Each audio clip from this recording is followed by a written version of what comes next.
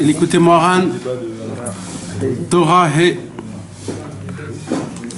On est au début du petit bête.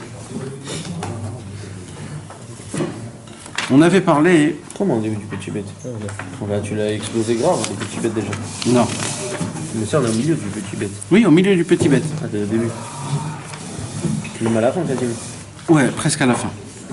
Bezrat Hashem, peut-être aujourd'hui, on va. On va arriver vers le Gimel, Bezrat Hashem. Top. Mais t'es même à la fin, je crois. Alors. ומישהו במדרגה הזאת שעושה המצווה בשמחה גדולה כל כך עד שאין רוצה בשום שכר עולם הבא בשבילה, הוא יכול לידע בין קודם גזר דין לאחר גזר דין, כי המצוות הם קומה שלמה.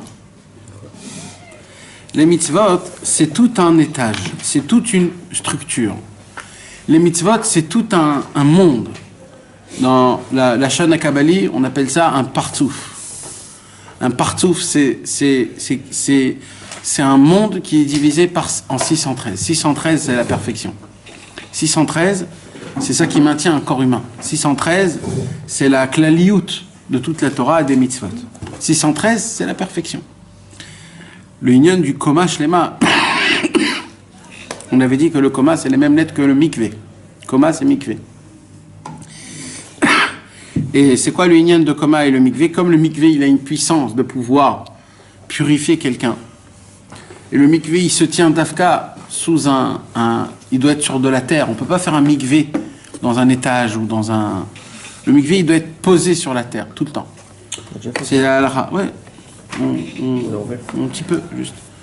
On ne peut pas faire un mikvé qui est sur un étage ou un truc comme ça. C'est comme ça, la halakha. La halakha, c'est que l'eau, elle doit être posée par terre. C'est le mikvé parfait de Minatora, mais Vinarabanan, il y a des mikvés comme ça, non? Ouais. C'est-à-dire quoi, parfait? Un mikvé normal. Mikvé pour femmes. Mikvé pour femmes. C'est ça. Il y a des mikvés pour hommes qui sont... Non, mais même pour mikvé pour hommes, c'est adif de se tremper dans un mikvé parfait. Dans tous les cas. Adif de se tremper dans un mikvé parfait. Donc à Paris, il y a celui de la République, là, si on est sur un étage. On peut faire sur l'étage. À République? Il y a un mikvé, ouais, au premier étage. Il y a un mikvé au premier étage? Il y a plein de mikvés. On peut faire sur l'étage. Pas parfait. Non, c'est pas grave. C'est pas... Top. Top. En tout cas, le mikvé, le Ikaradin, le mikvé, il doit être posé sur la terre. C'est comme des tombes, hein. Pourquoi? Parce qu'après, c'est Mekabel Toumas, il y a un problème dans ça. Donc, ça doit être posé sur la terre. Et le Inyan, que ça doit être posé sur la terre, c'est un Inyan qu'il y a un chibour spécial avec l'eau et la terre. Ça a été les deux premières choses qui ont été créées au tout début. La première chose, c'était l'eau. La lumière, ouais, la lumière, c'est encore quelque chose qui est... Tu peux pas le toucher. Mais la première création palpable, ça a été l'eau. Dafka, dans le Keter Shem Tov, il dit un truc beau sur le mikvé avec la terre. Il dit que l'homme, à la base, l'homme, il est créé comme de la terre, il vient de la terre. Et maintenant, comment tu fais pour être métaillère, un cli qui est fait de Kheres? Tu peux pas le tremper dans l'eau. Shvirato. Shvirato, il faut le casser, il faut le briser pour pouvoir le purifier. Et donc il dit le Baal Shem Tov qu'il faut faire une introspection avant de rentrer dans l'eau pour se briser, comme si on cassait notre cli, pour pouvoir se purifier. Sinon ça marche pas et tout. De rentrer dans le mikvé si on fait pas de tchouva. Ouais. Ah. Si on pense pas à vouloir faire tchouva, ça marche pas. Waouh, c'est énorme ça. Ouais. Wow. Et le top du top, c'est un Marianne peut-être ou un lac? Un Marianne, un lac, ouais. Maïm Chaim. De l'eau de la source. C'est le top. Mais c'est très bien. Il y a des halachot sur ça. Il y a des mikvaot et c'est mieux toujours de se tremper dans un vrai bon mikvé. Les gens qui croient que d'aller à la piscine, c'est compter comme le mikvé, c'est totalement des bêtises. Une petite douche. Même une douche, il faut se tremper dans un vrai mikvé. Ça passerait. Hein? Vraiment en cas de possibilité. Ouais, bien sûr. Un homme vaut mieux qu'il se trempe, bien sûr. Et si tu dis de l'eau froide pour casser le corps? Chacun il fait ce qu'il veut. Et toi, tu dis quoi? Ça, c'est des messieurs. Chacun il fait ce qu'il a envie. Regarde Israël, ça. Ça veut dire que dans le mikvé, il y a plusieurs degrés de tromper dans le mikvé, avec la mer, avec le Mayan. Ouais. Je suis du Hari, Israël, c'est le plus haut des mikvés. Ah bon? Ouais.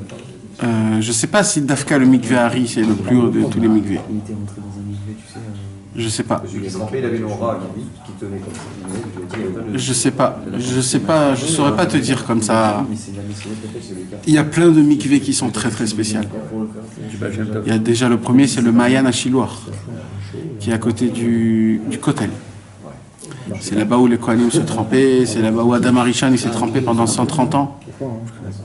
C'est le Mayan à Chiloir, déjà c'est un niveau qui est très très très élevé. Des fois, oui. Ouais. Je crois que maintenant on peut se tremper, il y a de l'eau. Mais c'est un peu dangereux, il y a des Arabes. La nuit, les gens ils vont là-bas la nuit. C'est où ça? Il y a le Mayan à Chiloir. Il y a aussi le Mayan d'Avraham Avinu à Hebron. C'est des Arabes. Vraiment le Mayan d'Avraham Avinu. On dit, je sais pas, je saurais pas te dire. C'est mes koubales comme ça. C'est mes koubales comme ça, que c'est le Mayan d'Avraham Avinu. Il y a beaucoup d'endroits qui sont vraiment spéciaux. Il y a le Mayan de Meron. On y va passer. Hein. Il y a le Hari, il y a Shmaya, il y a Aftalion. Quoi, il y a un hiver là? Après Méron, il y en a, ils vont pour pas aller au Hari. Passe pas. J'ai pas fait sûr. Il est magnifique. Le Mayan du Baal Shem Tov. Magnifique. Bien fait. Le mikvé de Rabbi Nathan, Rabbi Nachman, Bah, le milieu de Rabbi Nathan, c'est le fleuve qui est juste en bas. Là. ah, qui était sur le fleuve. Je crois. Je crois qu'il y a eu un peu. Pour revenir à notre Quand il était malade. conversation, Bezrat Hashem, on a étudié donc que on est sur le point de l'application des mitzvot Besimcha. Rabbeinu nous a dévoilé un secret mamash énorme, un chidouj gadol meod.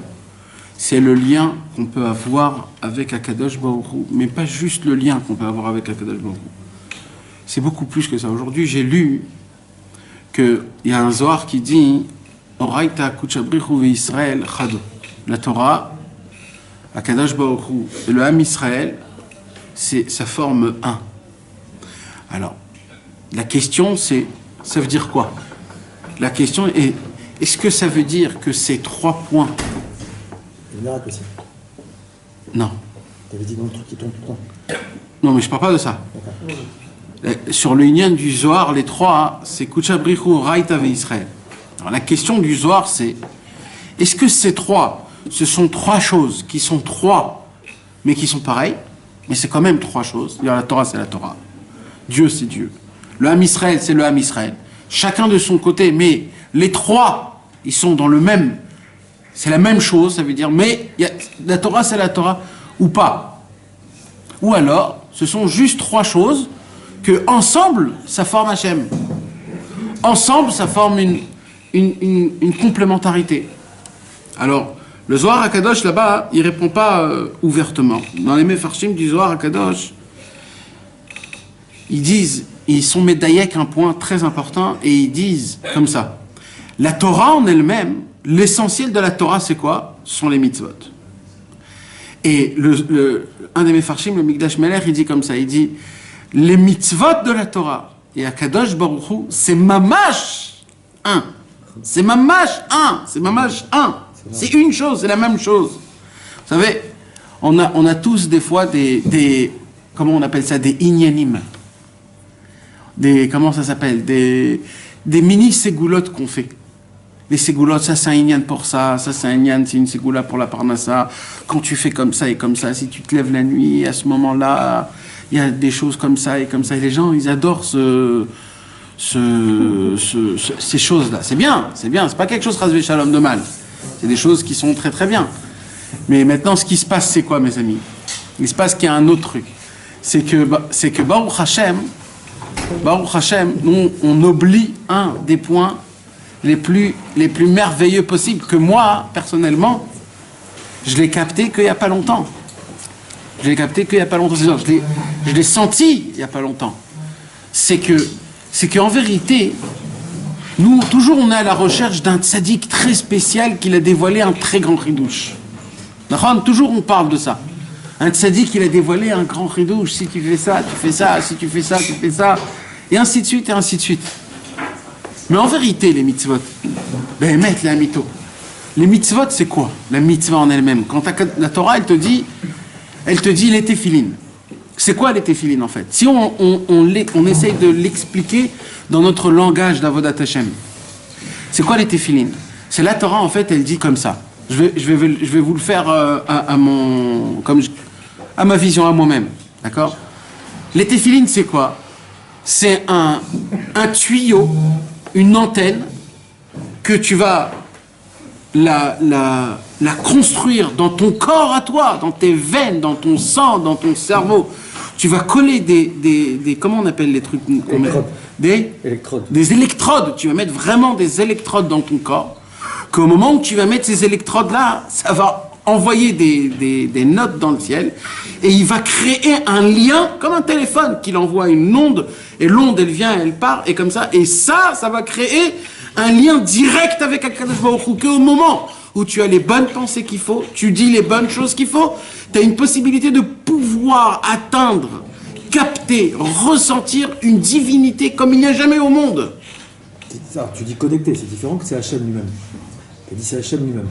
C'est Hachem lui-même ou c'est connecté? Non, là je parle d'un autre truc. Là, je donne un exemple déjà. Déjà un exemple d'une vision déjà.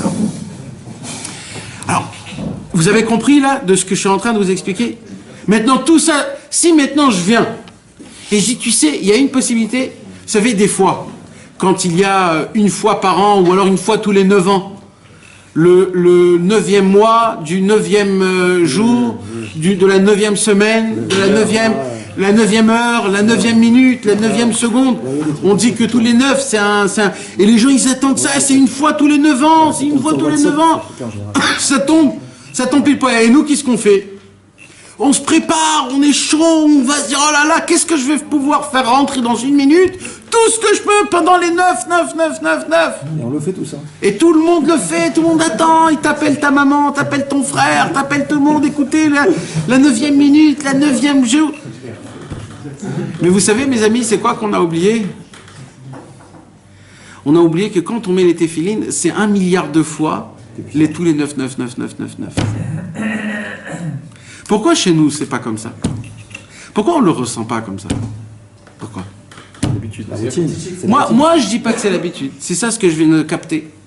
C'est ce que je viens de capter. Ça, on n'a pas donné l'importance à la chose. C'est ce que je viens de capter que non. On n'a pas compris c'est quoi la chose. Ça se répète, ça se répète. C'est pas l'important. Je vais te dire encore plus que ça. C'est quoi? C'est pas qu'on n'a pas compris. On n'a pas le recul qu'il faut. C'est qu'on n'a pas la bonne vision. C'est une vision simple. Non, mais simple. Parce que tellement il y a aujourd'hui des choses comme ça. Tellement. Ça, aujourd'hui, les gens connaissent le livre des Teilim, des numéros par cœur. Chaque Teilim, c'est fait pour quoi? Mais d'où c'est sorti? D'où c'est sorti ça? Où ça a été connu? Où c'est écrit dans des livres il y a 200, 300 ans que ça c'est pour ça, ça c'est pour ça? Il y a un livre ancien qui s'appelle Shimush Teilim. Le Shimush Teilim, c'est un livre qui a été écrit, je ne sais pas où exactement, mais chez les côtés des Sfaradim, que Béhémet, à l'époque du Chida, le Chida, il a donné son appui sur ce livre, comme quoi, Béhémet, il y a une ségoula spéciale dans chaque mizmor qui est fait pour ça. C'est une ségoula. C'est bien, c'est bien. Ça peut rajouter quelque chose. Ça vient en complément. C'est pas le plat essentiel. C'est après que t'as prié, t'as fait le pidyon, t'as fait tes chouvas, t'as fait le bodédou, t'as fait tout ce qu'il fallait. Tu veux rajouter un petit truc qui va donner de la force. Tu peux dire le psaume de Télim. Aujourd'hui, les gens, ils ont complètement tout inversé. Ils ont rendu que, en fait, ça, c'est comme un mot de code. En fait, on est des Indiens. On a des formules complètement, on n'y comprend pas, on les répète, et les gens ils disent, il faut qu'on lise ça des 10 000 fois, des 30 000 fois, ils envoient dans les trucs. On dirait que Dieu, il est un peu sourd, il n'entend pas, donc on a besoin de répéter et de faire comme si qu'il y a un problème dans le ciel, et les prières, il y a un truc. Mais mes amis, c'est quoi ce monde-là? C'est pas ça le monde, le vrai monde juif. Rabbeinu, il a dit, parce qu'on manque de Emouna, on doit faire des travaux difficiles. Béhémet, c'est ça. On manque de Emouna, alors on doit faire des travaux difficiles. C'est la 92, ça 96 36. 36, deuxième tome. Non, c'est Péva, c'est 96. 86, deuxième tome. Ah, je suis bon dans la quatrième. Tzadik Vav, c'est 96. Non, là c'est Péva. C'est ça, c'est pas compris. Péva. Non, mais vous comprenez de quoi je vous parle, mes amis? Parce qu'on manque de Emouna, on n'a pas la Emouna de ce que c'est les lettres, les mots, la Vodat Hashem, mes amis. On n'a pas cette Emouna. On n'a pas. Malheureusement, les rabbins d'aujourd'hui n'en parlent pas. Ils ne nous donnent pas l'explication de ce que c'est. Vous savez, hier, je n'ai pas voulu vous prendre la tête. Parce qu'on était momentané, etc., etc. Mais vous savez, mes amis, les paroles, les lettres de la Torah, les lettres, la forme des lettres de la Torah. Quand tu prends le Aleph à côté du Bet, le Aleph et le Bet, c'est pas Aleph et Bet. Ça forme une chose, une khatira, un morceau. Quand tu prends le Aleph et le Gimel, c'est pas le Aleph point et Gimel point. Dans le mot Aleph et Gimel, c'est un autre monde, avec des autres qualités, avec des autres lumières, avec des autres choses. La Torah en entière, je vais vous donner un tout petit exemple pour que vous puissiez comprendre la Torah, comment elle est calculée, comment elle est divine, comment elle est spirituelle, c'est quelque chose. Vous savez, un divorce, que Dieu nous en préserve. Un divorce. Un homme se marie avec une femme. Ça ne va pas ensemble. Et un homme, vous savez qu'un mariage, c'est pas juste un mariage, la choupa et puis c'est tout. Quand il y a un mariage, c'est Akadosh Baruch Hu qui vient et qui tamponne le mariage. Quand il y a une choupa avec des édim, avec un rav, avec des sheva brachot, c'est pas stam tout ça. Les paroles, les mots que tu sors, c'est des mondes que tu crées, c'est les enfants que tu commences à rentrer dans l'abstrait de ton cerveau. C'est tout un monde en entier qui se passe. Chas v'shalom, c'est pour cela que quand un homme il veut se séparer de sa femme, c'est pas aussi évident comme on le croit. Quand un homme il se sépare de sa femme, c'est spécial. La Torah elle dit qu'il y a beaucoup de choses de mal qui se passent, et que c'est pas bien, c'est pas reconnu, c'est pas conseillé. Et si en fin de compte le mari veut se marier, il veut quand même divorcer à sa femme, alors il n'y a qu'une seule chose qui pourrait faire que maintenant ce lien qu'il y a eu, il n'existe plus. Et que dès maintenant, cette femme devient assoura, elle devient interdite, terminée. C'est comme maintenant, c'est comme du feu. Tu n'as plus le droit de la toucher, tu n'as plus le droit. Comment ça se fait qu'il y a une seconde avant, c'était ta femme, tu pouvais la toucher, tu pouvais tout faire, et une seconde après, il n'y a plus rien. C'est un étranger total. T'as pas le droit d'habiter dans la même rue, t'as pas le droit d'habiter dans un endroit où plein de trucs. C'est quoi? C'est une formule de papier. Parchemin, que ce parchemin s'appelle comment? Un guet. Vous savez, mes amis, si vous prenez toute la Torah, depuis Bereshit, jusqu'à le dernier d'Ivrei Hayamim, le dernier, il n'y a pas une combinaison de lettres Gimel et Tête. Pourquoi? Parce que c'est les seules lettres qui ne peuvent pas être ensemble. Quand tu donnes cette formule de guet, tu crées une explosion. Ce kécher, il explose et il n'y a plus rien. Donc comment la Torah a appelé ça? Un guet. Et c'est pour ça que dans la Torah, on appelle ça aussi un sefer kritout. Le kritout, c'est dans la racine du mot karet, c'est le karet. C'est quoi karet? C'est une extermination, une sorte d'extermination. Quand tu inverses le mot karet, c'est keter. Keter, c'est le plus haut. Quand c'est l'inverse du karet, du kritout, du guet, alors le zoug, les deux, ils forment le plus haut. C'est un lien qui ressemble au lien d'Akadosh Baruch Hu. Donc, ça il y a un exemple de Torah. D'accord? C'est un exemple parmi des milliers, des milliards de lumières qu'il y a, que tous les mondes spirituels, les anges, ils sont énormes, ils sont grands, des années-lumière qu'on ne peut même pas imaginer, on ne peut même pas y comprendre. Même les anges n'ont pas le mérite d'étudier la Torah, même les anges. Ils la connaissent pas. Ils la connaissent, mais ils n'ont pas le droit. Ils n'ont pas le droit de l'étudier, ils n'ont pas le droit de regarder, de voir, de poser des questions.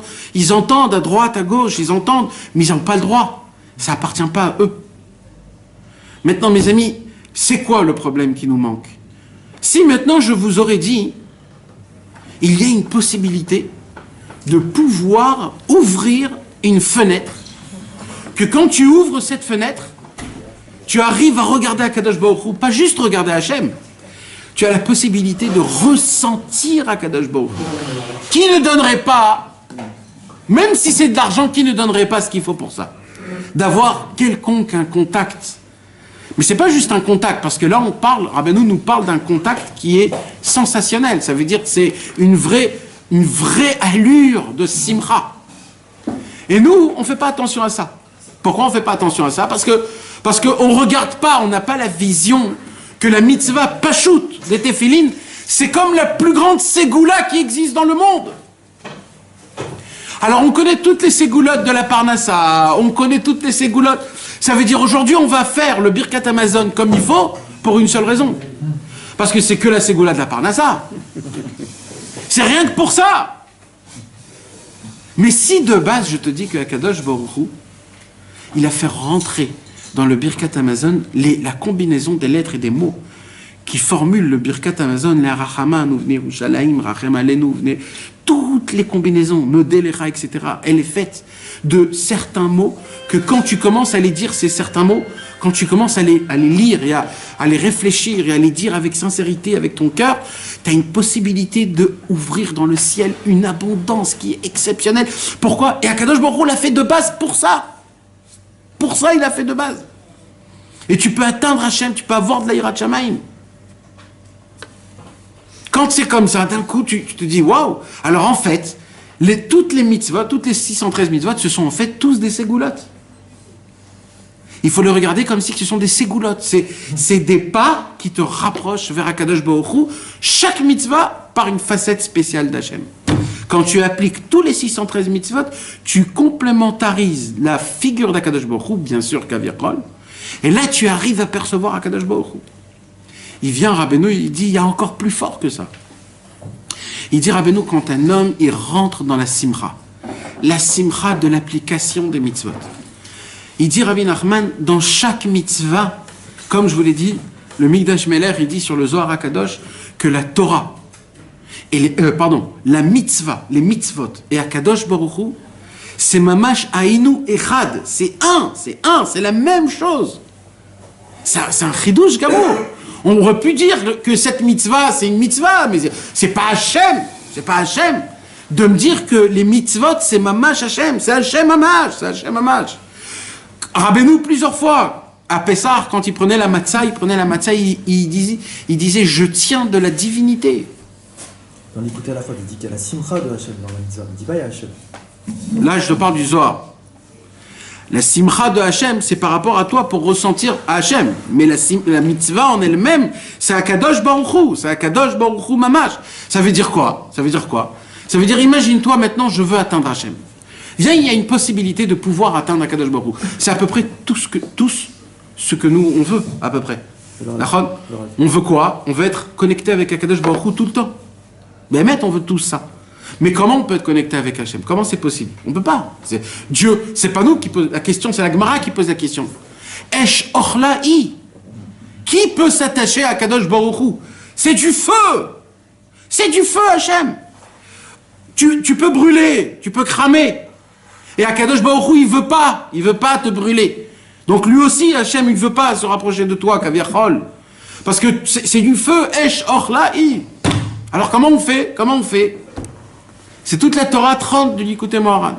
La Torah 30 du Likutei Moharan, c'est quoi? Rabbi Nachman nous apprend qu'en fait, Akadosh Baruch Hu, il s'est assis. Je le fais en sympathisant.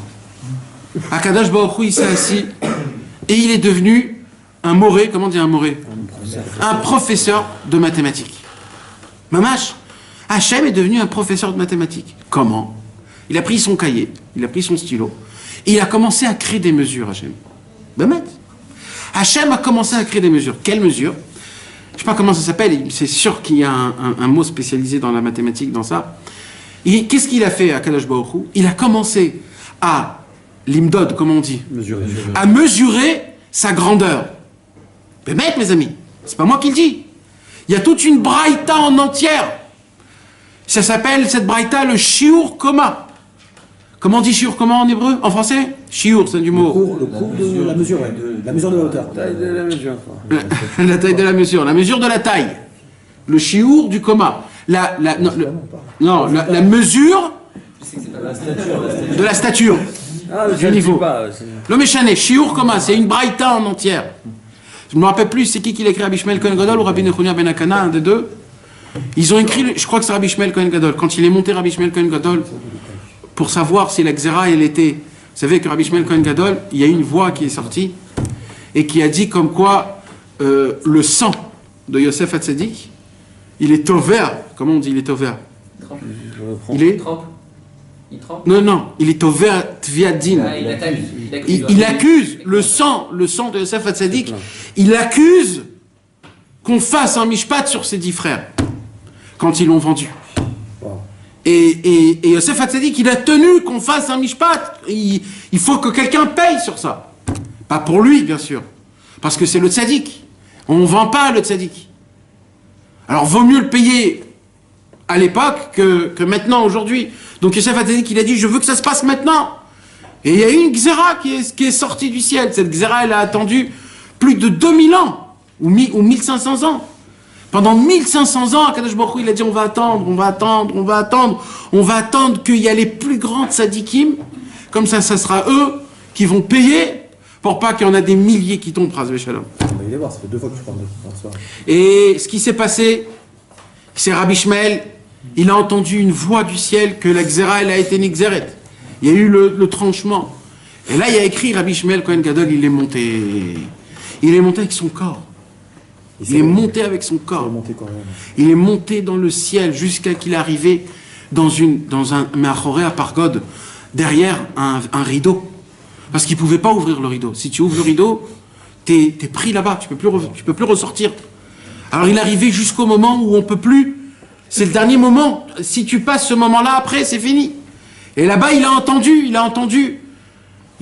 comment le nom d'Hachem, dans la Gemara, dans Masechet Brachot, elle raconte. Comment Akadosh Baruch Hu lui parle. Il y a écrit qu'Akadosh Baruch Hu lui a demandé une bracha à Rabbi Shmuel. Il lui a demandé une bracha. Rabbi Shmuel, c'était pas Stam. Donc on voit, et dès qu'il est descendu, il y a eu toute l'histoire, mais après il a écrit le Shiur Koma, il a écrit la mesure de Dieu. Donc il y a une mesure. Chas v'shalom, Dieu, il est infini, mes amis. Il est immesurable, Hachem. Mais dans le niveau où Akadosh Baruch Hu, il s'habille dans le plus bas des mondes, là-bas, il a une sorte d'apparence. Même cette apparence, elle est fausse, mais c'est une sorte d'apparence. C'est le plus bas endroit où Hachem, il peut se faire descendre, se faire connaître. C'est tout par rapport à nous, par rapport à lui, il est immesurable, il est infini. Chas v'shalom, Akadosh Baruch Hu, il est infini. Et Akadosh Baruch Hu, il a pris un cahier, il a pris un papier, un crayon, et il a commencé à se mesurer. Mamash. Il a commencé à mesurer ses midot. Il a commencé à mesurer sa grandeur, ses qualités, ses anagotes, comment il dirige le monde. C'est de là qu'il a donné les noms, ces noms. Il s'est attribué des noms. Parce qu'il n'avait pas de nom avant la création. Ouais, mais nous on parle des noms, les noms ils sont bien avant. Là je te parle les plus bas des mondes. Donc dans les mondes supérieurs, il y a un... Et qu'est-ce qu'il a fait Hachem? Il a créé des tuyaux. Ces tuyaux-là, c'est quoi? Ce sont des tuyaux qui partent de très très très large par rapport à la grandeur de Dieu, Kaviachol bien sûr. Et ils viennent à un niveau où le tuyau, il est très rétréci, fait en sorte qu'il n'y a pas une explosion de lumière, parce que quand tu mets, ça veut dire c'est vraiment très très grand, et il est fait en fonction que la lumière puisse descendre au dosage exact, au moment exact, et à l'endroit exact où ça doit sortir, où ça doit descendre. Et comment c'est ça? Comment? Alors Akadosh Baruch Hu, il a créé, comme on a dit ici, un koma shlema. C'est quoi un koma? C'est 613. Ça veut dire quoi? Ça veut dire Akadosh Baruch Hu, il a créé 613 tuyaux. C'est les 613 facettes de Dieu, Kaviachol, qui nous appartiennent, qu'on a le devoir de le connaître. Et Akadosh Baruch Hu, il nous dit, voilà, il y a une lumière énorme que vous pouvez me découvrir, me dévoiler, une lumière exceptionnelle, une lumière énorme, énorme. C'est quoi? C'est la lumière de l'enlacement, de l'amour, du ribouk. C'est une lumière où tu sens qu'Akadosh Baruch Hu, il est là en tant qu'un grand-père, qu'il est là, il t'embrasse, ou comme une maman qui te colle bien, bien, comme ça tu as chaud, tu sens que quelqu'un te enlace. Et Hachem, il nous dit, vous voulez ressentir cette lumière? Vous pouvez la ressentir qu'une fois par an. Comment? Alors Hachem, il nous dit, pour ça, il y a plusieurs choses à faire. Il dit quoi? Il dit, pour ça, il faut prendre un marteau, il faut prendre comment on appelle? Des clous. Et tu dois commencer à créer une cabane. Tu dois créer une cabane. Cette cabane, elle doit avoir minimum 3 murs. Minimum. Et il faut que le toit, il soit fait d'une espèce de végétaux que tu mets au-dessus de ton toit. Et il faut que ça soit... Ça, c'est le nefesh. Il faut que ça soit dans une période très spécifique de l'année. Ça doit être le 15 Tishri jusqu'au 21. Pas plus, pas moins. Une seconde avant, il n'y a rien. Une seconde après, c'est un autre monde. Et pour ressentir cette lumière, il faut que tu rentres dedans. Tout ton corps. Que tu déplaces toute ta maison. Que tu manges. Que tu dors. Que tu t'amuses avec tes enfants. Que tu chantes des chants. Que tu sois Bessimcha. Que tu décores cette cabane. Et là, Hachem, il te dit, si tu fais tout ça, il y a une possibilité de pouvoir me découvrir une nouvelle face que tu n'as jamais reconnue. Si aujourd'hui on nous aurait appris la Torah de cette manière, je crois que la façon de comment on aurait appliqué la Torah et les mitzvot, ça ne serait pas pareil comme on a aujourd'hui. Aujourd'hui, ils sautent tout ce que je viens de vous dire et ils arrivent au fait. Alors, il faut que ça soit 7 cm, d'après le Chazon Ish, d'après Rabbi Chaimna, il ne faut pas qu'il y ait du truc, tu rentres, t'en peux plus, tu rentres dans une souka, tu te dis, je ne sais pas si ma souka elle est cachère. Au lieu de te dire quel simcha, quel itorerut, quel avodat Hashem, Nous, quand je prends mon loulav, quand je prends mon étrog, dans ma tête, c'est quoi qu'il y a dans ma tête? Peut-être mon loulav, il est pas soul, peut-être il est pas soul, peut-être j'ai mal mis, peut-être je l'ai mal attaché, purée mes branches, ils sont comme ça, et mon étrog, peut-être c'est un citron, et peut-être... Pourquoi je dois rentrer les tzimtzumim dans un tzimtzum qui est déjà...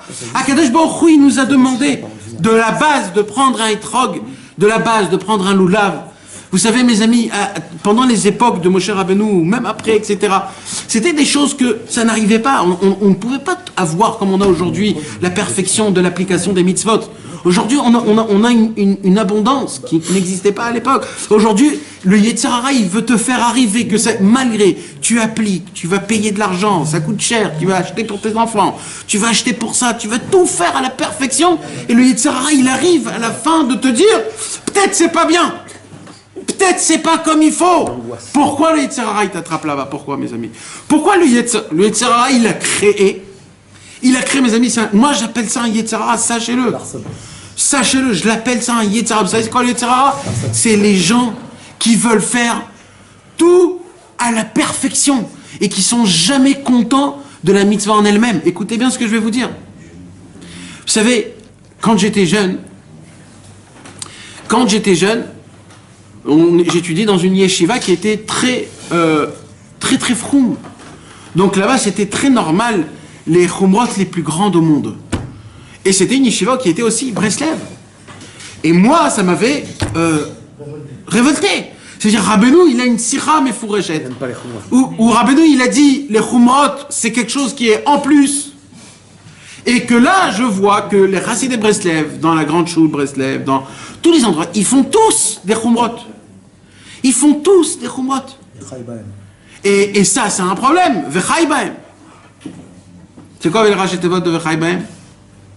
Toi, tu les connais pas? Vas-y. Velo chumrot yeterot. Velo chumrot vechai bahem. Alors, Et j'ai eu une très très grande discussion. Un vrai victoire avec le Rosh Yeshiva, les Rabbanim, et ils m'ont dit, non, Rabbeinu, il parle des Chumrot Yeterot. Les Chumrot Yeterot, c'est pas les Chumrot qui sont écrits dans le Shulchan Aruch. Les Chumrot Yeterot, c'est des Chumrot qui sont inventés. Et ils ont fait, mamash, un grand inyan comme ça, un grand inyan. Jusqu'au jour où j'ai découvert un point. Vous savez, des fois, mes amis, quand un homme, il prend une habitude de faire une khumra, d'accord? On va donner un exemple.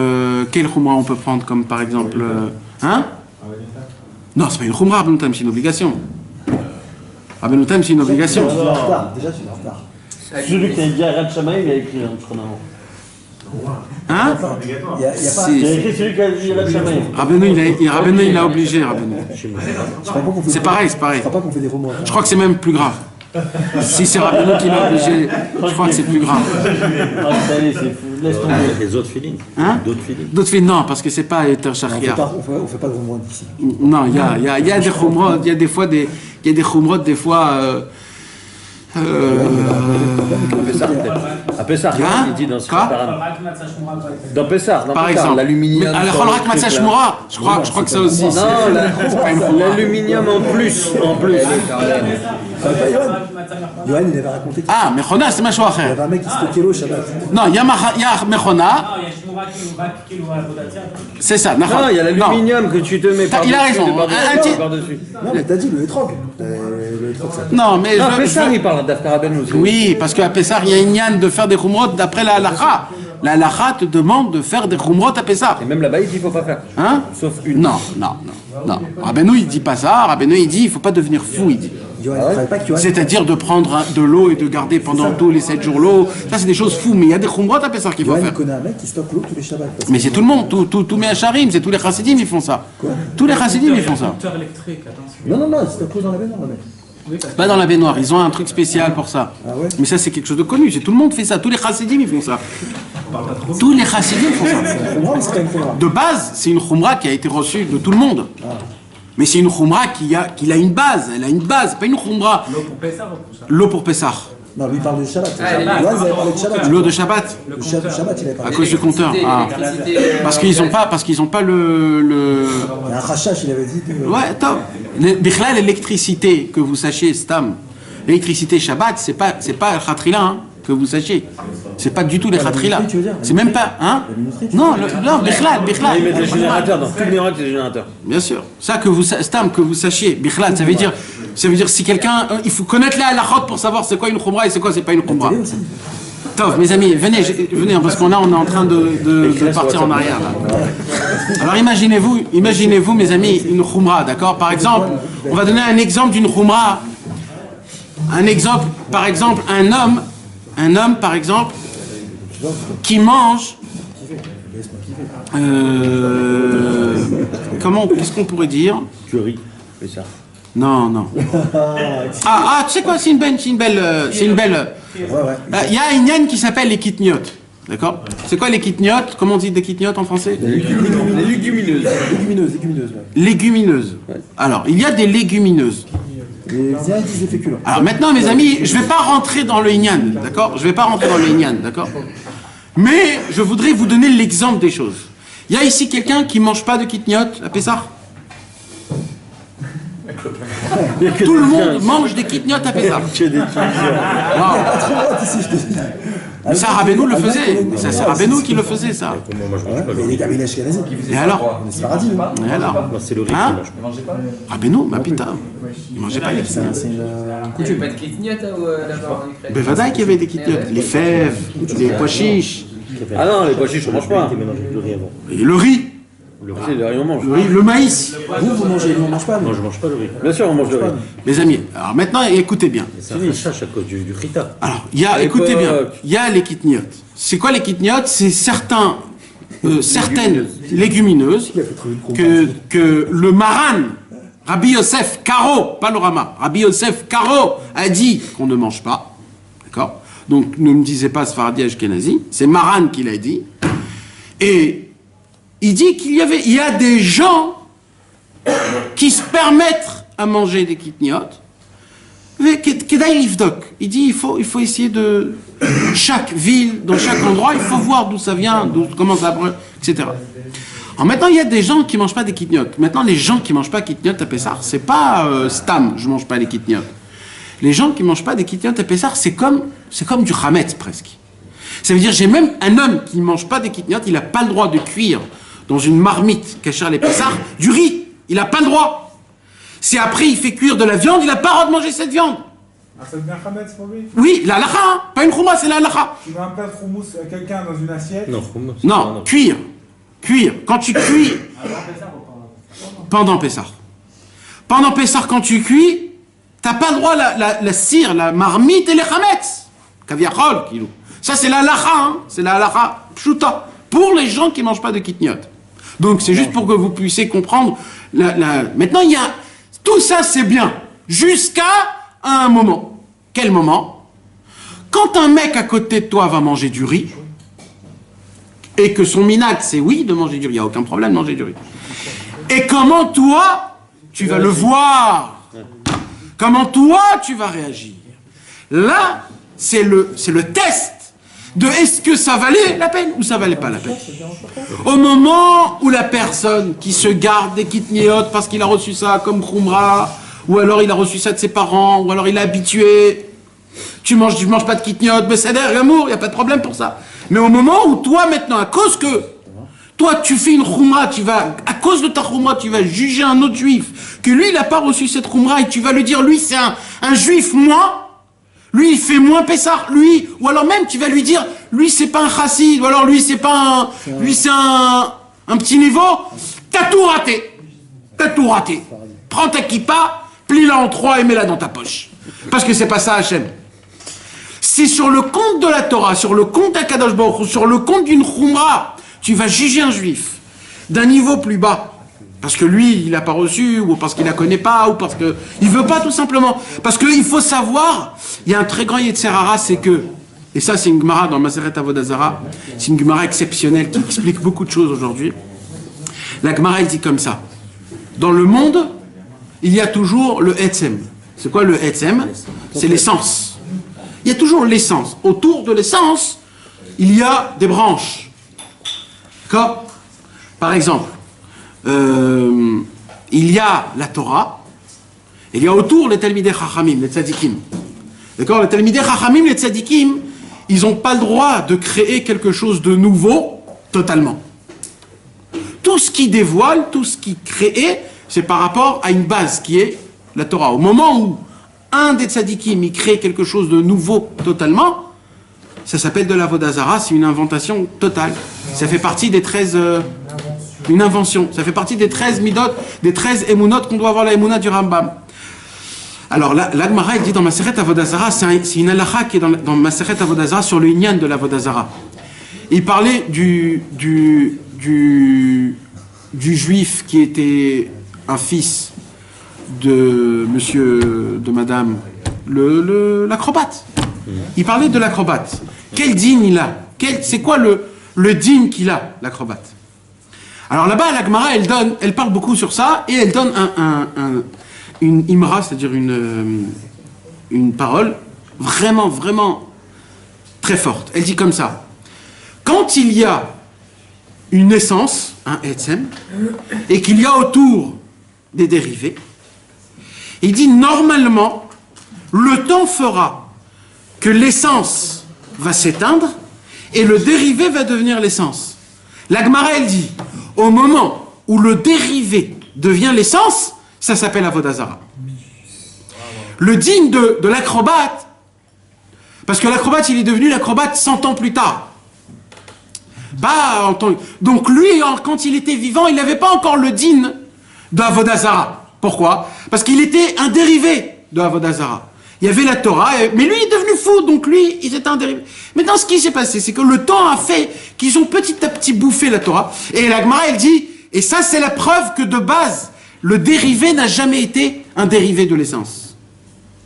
Parce qu'un dérivé, il reste toujours un dérivé de l'essence. Et c'est c'est quand qu'on perd l'essence, quand le dérivé, depuis le départ, il a été jamais à côté de l'essence. Vous comprenez de quoi je parle ou pas du tout? Si, bien sûr. Donc, c'est ça l'union. Et ça, mes amis, ça existe partout. Non, ça existe chez nous.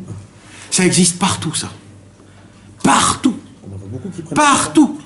C'est qu'il y a une essence, il y a des dérivés, et petit à petit, on oublie et on prend le dérivé devient l'essence. C'est la chose la plus grave. Et ça, hein? Exactement. Exactement. Exactement. Razvé Ça Shalom. peut être n'importe qui fait des sgoulottes au lieu de mettre les tefilines. Mais je vous explique tout ça parce que nous, on a fait ça sur les mitzvot et les ségoulottes. Les mitzvot et les ségoulottes, on a rendu des dérivés et de l'essence. On sait plus c'est quoi l'essence et le dérivé. Aujourd'hui, tu vois des chilonimes qui font rien à part les ségoulottes de ça et les ségoulottes de ça et les ça et les ça. Et ça parce que ça, c'est une ségoula, il connaît tout et le monsieur, il a même pas de kippa, pas de tzitzit. Si tu aurais expliqué que la base de la khumra, elle est pour appliquer l'essence de la mitzvah, et que la mitzvah, elle reste le plus important, comme par exemple, un autre truc qui me démange, les gens qui prient avec les kavanotes du Harizal, avec les kavanotes du Harachash. Vous savez, mes amis, quand tu étudies les kavanotes du Harizal et du Rachash, tu rentres dans un monde, un vrai monde. Vous savez que quand on étudie les kavanotes, on rentre dans un vrai monde. Tu ne peux pas, c'est une sorte d'étude que si tu déconnectes pas, tu peux pas apprendre. C'est une étude que c'est obligé que ça t'attrape ton cerveau, même dans ton travail, même quand tu parles avec ta femme, tu es toujours là en train de calculer les endroits, les trucs, t'es là, t'es mamache, tu rentres, tu vis dans un autre monde, mamache. Vous pouvez voir que les gens qui prêtent les kavanotes du Harizal, on s'en fout si c'est des gens simples, c'est sadikim, je parle de tous, c'est des gens qui ont une neshama spéciale, qui ont la possibilité de rester 4 et 5 heures à faire shacharit tous les jours, de prier 3-4 heures Mincha Arvit, tous les jours, Shabbat, de prier du Netz jusqu'à midi. Et ça, c'est très vite. Tous les Shabbats, toute leur vie, quand ils prennent le loulav, c'est à peu près 2 à 3 heures, juste les Nahanoïm, 2 à 3 heures. Maintenant, mes amis, il ne faut pas rigoler de ça, parce que c'est des grandes neshamot. Bah ouais. C'est des grandes neshamot. Mais vous savez, c'est quoi le problème? C'est que, qu'est-ce qu'ils ont fait? Ils ont pris, pas tous, je ne parle pas Chasvé Shalom, ils ont pris les kavanotes, ils ont rendu les kavanotes l'essentiel. Maintenant, la base de tout, qui est la prière, les mots, le cœur, c'est ça l'essentiel de tout. Tu ne le vois pas. Alors, par exemple, quand tu dis Baruch Ata Hashem Elokeinu, sur chaque mot de Baruch Ata Hashem Elokeinu, il y a à peu près 2 à 3, 4 pages. Mais Melech HaOlam, il n'y a pas de kavanot dans Melech HaOlam. Après Asher Kideshanu Bemitzvotav, sur les 3 mots, il y a une seule kavana. Et après, plein de kavanot.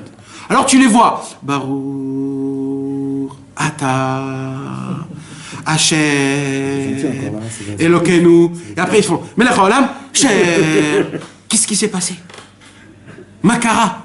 Parce qu'il n'y a pas de kavana dans Melech HaOlam, alors tu les avales les mots. Il n'y a plus de cœur. Quand il y a des moments, par exemple dans Elohai Netzor Leshoni Mera, dans la Amida, Elohai Netzor Leshoni Mera. Quand Elohai Netzor, dans Elohai Netzor, il n'y a pas de kavanot. Dans tout la Amida, il s'est rempli de kavanot. Quand tu arrives dans Elohai Netzor, les messieurs ils bâclent comme si c'était rien. Le Elerech Hapai Mata, que tout le monde dit tous les matins et tous les Elerech Hapai Mata, avant de dire Hachem. En combien de secondes vous le dites? En combien de secondes vous le dites? Vous pouvez me le dire? Combien de secondes? Comment vous faites pour dire? Mais c'est partout, Les Ashkenazim, les Sfaradim, c'est partout. Comment vous arrivez à faire aussi vite? Ou alors les David, quand vous êtes assis, quand on dit les David, c'est d'une vitesse, mais c'est de la folie. Ça veut dire vous pouvez jouer du rap, vous pouvez chanter du rap tellement que c'est du... Non mais c'est pas prier doucement, mais je parle pas de prier doucement, mais je parle de prier normalement. Moi je vous dis de... Mais non, mais attends, mes amis, moi je vous parle de rajouter 2 secondes. Vous savez de quoi je vous parle? C'est de rajouter 2 secondes. Mais ben mettre 2 secondes. 2 secondes rajoutées, pas plus. Vous allez voir comment ça change. Les 2 secondes, ils changent tout. 2 secondes, 1, 2, c'est tout. C'est quoi le problème dans tout ça, mes amis? Encore une fois, l'essence a perdu sa valeur, car les dérivés ont pris la place. Parce que les dérivés, quand tu les étoiles, regarde, quand un homme il prie avec les kavanotes, je sais, il faut voir c'est quoi la kavana. Pourquoi de base il est venu à étudier les kavanotes. Et ainsi de suite. Quand un homme il fait une khumra, quand un homme il rajoute quelque chose dans la Vodat Hashem, hein? C'est pas qu'il n'est pas Bessimra, il faut... Non mais il faut savoir pourquoi. Parce que ça peut arriver par l'amour, si. Ça peut arriver par l'amour, par la joie. Même avec le tikkun Akali, ça nous arrive de faire ça. Quoi? Mais comment tu fais qu'il soit Bessimra pour faire le tikkun? Mais après les Tehillim en soi, on fait pas attention à tout ce qu'on dit. Ouais, ça veut dire on fait le tikkun Akali rapidement, ça y est, j'ai fait mon tikkun, ça y est, mais en réalité c'est une simoula. Ça veut dire la base c'est de faire les Tehillim, de parler à Hachem. Rabbi Avraham ben Rabbi Nachman, il écrit dans la Ptira du Biur Alikutim, il y a un livre, le Sefer Biur Alikutim, au début du Biur Alikutim, il y a une Ptira. C'est quoi cette Ptira? C'est Rabbi Shmuel Horvitz qui a rajouté cette Ptira dans le Biur Alikutim. De base, il vient du Kor Veor. C'est là où Rabbeinu il parle de l'importance, Rabbi Avraham ben Nachman il parle de l'importance d'approfondir dans le Iyun du Sifrei Rabbeinu, d'approfondir les études de Rabbi Nachman. Alors il explique là-bas, Rabbi Avraham ben Rabbi Nachman, c'est vraiment c'est quelque chose qu'il faudrait l'étudier un jour en équipe, cette ptira et cette akdama. Il faut l'étudier parce que des fois on oublie des bases énormes. On oublie des bases. Là-bas il parle du sujet comment les mitzvot et Hachem forment une unité, mamash. Et que quand tu prends le loulav, le hétrog, les hadassim et les haravot, et que tu les tiens dans ta main, tu tiens Hachem, mamash Hachem. Pourquoi? Parce que c'est Akadosh Baruch Hu qui a fait faire descendre, il a mesuré. C'est la Torah Lamed. Shiurim de Atvan de Oraita. Akadosh Baruch Hu, il a mesuré des mesures. Comment faire descendre un maximum de lumière dans des lettres, dans des actions, par un temps spécial, un moment spécial, un endroit spécial, par une personne spéciale. Il y a un temps spécial. Pourquoi il y a un temps pour faire Kriyat Shema? Parce qu'il y a un temps que quand un homme il veut recevoir la Kabbalah Tol Malchut Shamaim, quand il veut recevoir, comment on dit la Kabbalah Tol Malchut Shamaim? Le joug du ciel. Le joug divin. Quand il va recevoir le joug divin, ça a une emprise dans tout le corps qu'à un moment spécial. C'est que pendant les 3 premières heures de la journée. Pas après c'est moins. Et il y a un temps de Shacharit, il y a un temps de Mincha. Les temps, ils créent des choses. C'est des choses qui se passent, mes amis, c'est des choses qui arrivent. Et là-bas, Rabbi Avraham ben Nachman, il explique comment il y a Mamash, Akadosh Baruch Hu. Et nous, on doit chercher Hachem à travers les mitzvot. C'est là où Rabbeinu il vient et il dit, il se cache une simcha énorme dans chaque mitzvah. Pourquoi il se cache une simcha énorme? Pourquoi il ne se cache pas une crainte, de l'amour, une confiance, une électricité? Pourquoi Dafka une simcha? Parce que Hachem, on arrive à le découvrir dans ce monde-ci que par la simcha. C'est le seul langage de communication entre Hachem et moi. C'est le seul point commun, on peut dire ça? Non, c'est pas un point commun. Tout est un point commun avec Akadosh. Mais le lien que moi, je peux goûter à Akadosh Baruch Hu, sensationnellement, c'est par la simcha. Le lien, le chibour. Le chibour, c'est la simcha. Maintenant, la simcha, c'est le point final. La simcha, c'est l'approuvement que c'est émet. Que la sensation, elle est émet. C'est ça, c'est un approuvement. Maintenant, Rabbeinu, il dit comme ça. Notre travail, c'est quoi? C'est de chercher une mitzvah. Et une mitzvah que tu aimes, le Mishané, ce que tu ressens attaché. Et il dit Rabbi Nachman, et par rapport à ça, d'essayer de l'appliquer à la perfection. C'est-à-dire quoi la perfection? C'est pas Dafka Chayav Liot, des Chumrot. Pas Dafka. Ça peut être aussi, hein. Rabbeinu nous permet de faire des Chumrot si c'est que dans une seule mitzvah. Rabbeinu, il a dit, si vous voulez faire des Chumrot, choisissez une mitzvah, que mamash, vous voulez que ça soit votre mitzvah, et là tu peux mettre le paquet de Chumrot que tu veux. Ça reste mamash ta mitzvah, ça tu peux, mais tout le reste, laisse tranquille. On raconte que Rabbi Naftali, il avait pris la mitzvah des tzitzit. Lui, c'était ça, sa mitzvah. Il avait plein de tzitzit sur lui, plein. Dès qu'il y avait un petit bout du fil qui se... Il bougeait plus. C'est ça que je veux Il était resté sur le toit. Ouais, il bougeait plus, il dit emmenez-moi un petit bout, un tout petit bout. On avait plein, pourquoi tu dis? Ouais, tous, parce que c'est chacun, il avait des gnanis, mais... Quand tu prends une trombra, après, ça te rend obligatoire? Si tu dis bli neder, apparemment, non. Si tu te dis dès le départ que je prends ça pas en tant que neder, normalement, non. C'est pas une khumra. Il y avait des tzadikim comme ça, des chassidés de Breslev, que chacun il prenait une mitzvah qui était spéciale. Chacun il avait son inyan à lui. Mais maintenant, imagine-toi, par exemple, tu prends une mitzvah. Alors Rabbeinu il dit quoi? Alors écoutez bien mes amis, ce que je suis en train de vous expliquer, c'est le Me'anachal. Rabbi Alter Miteplik, il explique ça sur cette Torah, sur le inyan qu'on étudie en train. Sur le Koma Olam, Shana, Nefesh. Olam, Shana, Nefesh. Vous vous rappelez de Olam, Shana, Nefesh? C'est quoi le Olam, Shana, Nefesh? Ce sont les trois dimensions. C'est le temps, l'espace et la chose. Le corps. Le corps ou la chose. C'est les trois points. Alors il dit Rabbi Nachman, il y a Olam, Shana, Nefesh. C'est-à-dire il y a ces trois niveaux-là dans chaque mitzvah. Alors il dit, le Me'anachal, il dit comme ça. Il dit, c'est quoi tout le coma de Olam, Shana, Nefesh dans chaque mitzvah? Alors il dit, dans la mitzvah, il y a trois niveaux. Il y a l'endroit de la mitzvah. Il y a le temps de la mitzvah. Et il y a l'application de la mitzvah. Alors il y a un temps pour appliquer la mitzvah. D'accord? Par exemple, on va dire, Tu Bishvat, on va dire. C'est pas une mitzvah, mais on va prendre quand même cette Brit Mila, Pessar, toutes ces choses-là. Il y a d'endroit, de temps, Brit Mila. Oui, Brit Mila. Brit Mila, c'est quoi? Tu peux pas le faire que sur une personne qui est née et qui a 8 jours. De base, on parle de base en général.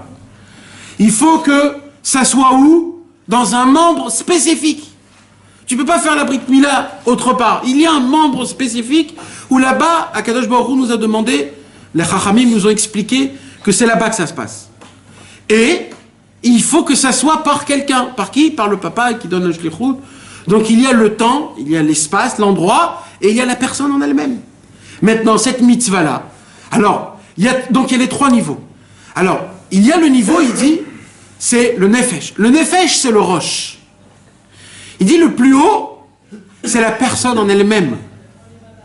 Après, il y a le temps, et après, il y a l'endroit. Dans ces trois étages, tu dois avoir de la simcha, il dit Rabbeinu. Tu dois avoir de la simcha qu'on coupe le prépuce de ton fils. Tu dois avoir la simcha que ça se passe le 8e jour et je le fais parce que c'est la Torah qui me l'a demandé. Et tu dois avoir de la simcha en prenant le Moël, en lui disant je te animé otrach liar la moule et bni. Alors maintenant il dit Rabbeinu, quand tu essayes d'être bessimcha dans ces trois niveaux, il dit le Me'anachal, et que tu arrives par exemple dans 2 niveaux mais pas dans les 3. Tu arrives par exemple, toi t'es bessimcha du Moël, de l'entendre, mais il y a une seule chose qui te dérange, t'es en rasra. Tu t'aimes pas l'idée qu'on va couper le prépuce et balagan. Alors là il dit Rabbeinu, là t'es en train de prier pour quelqu'un ou pour quelque chose en sachant est-ce qu'il y a une gzéra ou il n'y a pas une gzéra. Alors Rabbeinu il vient, il dit comment tu peux savoir où elle est la gzéra? Alors il dit Rabbeinu dans le coma de Olam Shana Nefesh, tu vois où elle est ta simcha. Où elle est ta simcha d'abord, parlons bien. T'es simcha comment? T'es simcha du Moël, t'es content du 8e jour, t'es prêt, il y a la synagogue et tout. Mais il y a un seul truc, c'est quoi? C'est le Nefesh. Maintenant le Nefesh c'est quoi? C'est le plus haut niveau. Parce que le Nefesh c'est le plus haut niveau. Après c'est le temps et après c'est l'endroit.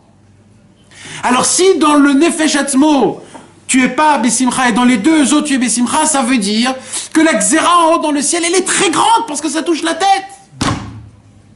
Mais si par contre, t'es Bessimcha que tu vas faire la Brit Mila de ton fils, t'es Bessimcha du Moël, t'es Bessimcha de tout, t'as juste une toute petite peur. C'est quoi? Le pauvre, le bébé, il a 8 jours, tu t'imagines, le pauvre, il a 8 jours. Tu parles de quoi? Du temps, le moment. Et là, c'est quoi? C'est un niveau qui est plus bas. Alors là, tu peux savoir que si t'es bessimcha au début et à la fin et pas au milieu, c'est que la xéra elle est où? elle est pas encore garoua, elle est pas... elle est au milieu, elle est bénoni. Et si des fois t'es Bessimcha sur 2 et pas sur 1 ou 3, il dit Rabbeinu, en fonction de comment tu appliques les mitzvot, tu peux comprendre combien Hachem il est Bessimcha, et en sachant comment Hachem il est Bessimcha, tu peux savoir si il y a des décrets sur le Ham Israël ou il n'y a pas des décrets sur le Ham Israël. Moi j'avais compris que c'était le ressenti, la simcha de ton application, c'était comme une connexion, comme on a dit, mais qu'après tu as un surplus de simcha ou pas. Parce que tu as rencontré la simcha d'Akadosh Baruch Hu. Alors, pas au niveau de ton action à toi, le fait que toi tu en rates sur quelque chose, a priori ça n'a rien à voir avec la simcha d'Hachem Yitbarach. Mais quand tu rencontres quelque chose de moindre dans la simcha d'Hachem Yitbarach, alors là-bas ça prouve qu'il y a un manque. D'accord. Alors ce que tu dis, c'est basé. Mais il y a un problème, Kaviachol, que le Biur Alikutim il relève. Le Biur Alikutim, je ne l'ai pas compris la semaine dernière. Et rien que cette semaine, je l'ai compris. Parce qu'apparemment, quand tu le lis, tu comprends pas ce qu'il rajoute. Ça veut dire, tu te dis pourquoi il a rajouté des... C'est compréhensible ce qu'il dit. Mais en vérité, le Biur Alikutim, en quelques mots, il arrive à poser une petite question et il te donne une explication exceptionnelle. Le Biur Alikutim, il dit, regardez, viens, on le lit dans l'Écouté Moharan, juste, on va le lire tous ensemble. Je vais vous faire montrer où il y a un petit problème, Kaviachol, ou Rabbeinu, on sent un jeu de mots, d'accord? Regardez, on va lire dedans. Regardez. Aval Navi, Shemit Nabe, Bezé Adava. Attends 2 secondes, c'est là ou c'est pas là? D'accord. Ou Mishéou Bemadriga Azot. Dans le Bet. Sheosea mitzvah besimcha gdola kolkar, ad she'en rotze beshum sachar olam haba bishvila, ou yachol leda ben kodem gzardin lachar gzardin. Et là, il commence à expliquer Rabbeinu. Que les mitzvot, les mitzvot, c'est tout un monde. Et la mitzvah, qu'est-ce qu'elle fait? C'est elle qui donne. La mitzvah, elle donne de la vitalité à toutes les 3 dimensions par rapport à la mitzvah. Si c'est les téphilines, alors c'est le bout de peau, c'est nous. D'accord? Elle donne chaque mitzvah par rapport à la mitzvah en elle-même, elle donne la vitalité à la chose matérielle. En komat adam, en komat olam, en komat shana. Ki olam shana venefesh הם מקבלים אחריות מהמצוות כמו שכתוב וכל מעשה הוא באמונה. וכתיב כל מצוותיך אמונה והקדוש ברוך הוא אחדות פשוט עם המצוות. הקדוש ברוך הוא c'est une seule unité avec les mitzvot. Écoute bien, Mordechai. וכשמעשה הקדוש ברוך הוא כי תיקוננו כסדרן זה הקדוש ברוך הוא משמח בהם ומתענג בהם. Première question. C'est quoi le mot? Azaï akadosh baruch hu mesameach bahem. Mesameach bahem. Sameach bahem. Pourquoi mesameach bahem? Il met la simcha dedans. Hein? Il met la simcha dedans. Mesameach bahem. Ça veut dire quoi en français? Mesameach bahem. Il fait réjouir la simcha. Il met la simcha dans la mitzvah. Non, là on parle des mitzvot. Oui, il met la simcha dans la mitzvah. Non, c'est pas comme ça qu'on dit le mot. Non, il y a un problème de trop. Mesameach bahem. Lui-même. Il est content de la mitzvah elle-même. Donc, première figure, c'est Akadosh Baruch Hu est content de la mitzvah. D'accord? Mais sa mère, il est content de la mitzvah. Mais sa mère, il se réjouit lui-même de la. Il est joyeux avec ça. Non. Il se réjouit. Là où sa mère, c'est là où sa mère, mais sa mère, il réjouit avec eux. Il réjouit avec eux. Première figure. Mais c'est un mère ou mitanek ben. C'est la même chose. Nismar. Non. C'est du nifal, c'est quoi? Non, c'est mitpael. C'est mitpael. C'est mais sa mère. C'est ifil. Non. Le Mesamer Bahem, c'est lui et moi ensemble. Ah ouais, t'as plus qu'une seule. Mesamer Bahem, c'est oublié. On a compté, t'as plus qu'une seule. Mishtamesh. Il est Mishtamesh. Et comme il est Mesamer Bahem. Il se rend réjoui en réjouissant, en mettant de la. Mesamer Rotam. Ouais. C'est-à-dire Mesamer qui réjouit Bahem avec eux. Il réjouit avec eux. Dans eux. Dans eux. Mesameach Bahem. Dans eux. Attendez, on va le comprendre tout de suite après, parce qu'il y a plusieurs mots, comment Rabbeinu, il les note, les mots. Alors et vous allez voir que c'est pas pour rien. Là, on va voir la grandeur de Rabbeinu, comment chaque mot, chaque lettre, là, on voit par rapport aux lettres, comment c'est un style distinctif. Il se marche, Kmo bal melacha shoseh zekli, va kli uyafe, azumi tanegba. Maintenant, deuxième figure, va simcha, shel hakadosh baruch hu, imelu beshet, be'a mitzvot. Donc là, on voit qu'il y a deux simcha. Il y a une simcha de Hachem, et il y a une simcha qui appartient que à la mitzvah. C'est-à-dire la mitzvah en elle-même, elle a en elle une simcha. On ne sait pas d'où elle vient cette simcha. Bah là, on a vu qu'Hachem il a mis une simcha. Voilà. La simcha chez la Kadosh Baruch Hu, mais le béchet be'a mitzvot. Elle est habillée dans la mitzvah. C'est la mitzvah de Hachem. Non, non. C'est ça. Donc, Elle est habillée par la mitzvah. Écoutez mes amis, il faut qu'il y ait un lien. Pour qu'Akadosh Baruch Hu il soit besimcha avec la mitzvah, il faut qu'il y ait une simcha dans la mitzvah pour que Akadosh Baruch Hu il attache la simcha dans la mitzvah à sa simcha à lui. Donc la mitzvah, dans chaque mitzvah, mes amis, dans chaque mitzvah, il y a une simcha. En fait, c'est le Mesameach Bahem, c'est le Bahem dans la mitzvah. Dans la simcha de la mitzvah. Il y a du Mesameach, Hachem, il a mis le réjouissement qu'il donne aux autres dans la mitzvah. Dans la mitzvah en elle-même. Tu vas voir juste après, à la troisième fois. Mais là, tu as compris ce qu'on vient de dire. Là, il y a deux simcha. Il y a la simcha d'Akadosh Baruch Hu, et il y a la simcha de chaque mitzvah. Quand Akadosh Baruch Hu, quand un juif, il applique une mitzvah, qu'est-ce qu'il fait? Il déclenche la mitzvah de la simcha. Et Akadosh Baruch Hu, il s'attache à cette simcha qu'il y a dans cette mitzvah. Maintenant, aucun rapport au mec. Le mec, il est encore en bas, il n'a encore rien touché. C'est que du potentiel. Voilà, il a juste allumé la lumière. La lumière il n'a pas encore atteint cette lumière. C'est pas actif. Non. Mais, dans le ciel, cette mitzvah a créé une lumière énorme, que nous on a traduit en bas en tant que simcha. Akadosh Baruch Hu, il a vu une simcha pareille, il s'est dit, waouh, je vais vite fait dans cette mitzvah, dans cette simcha. Et il Hachem s'attache à cette simcha de cette mitzvah. C'est le premier effet. Et là, Rabbeinu dit comme ça.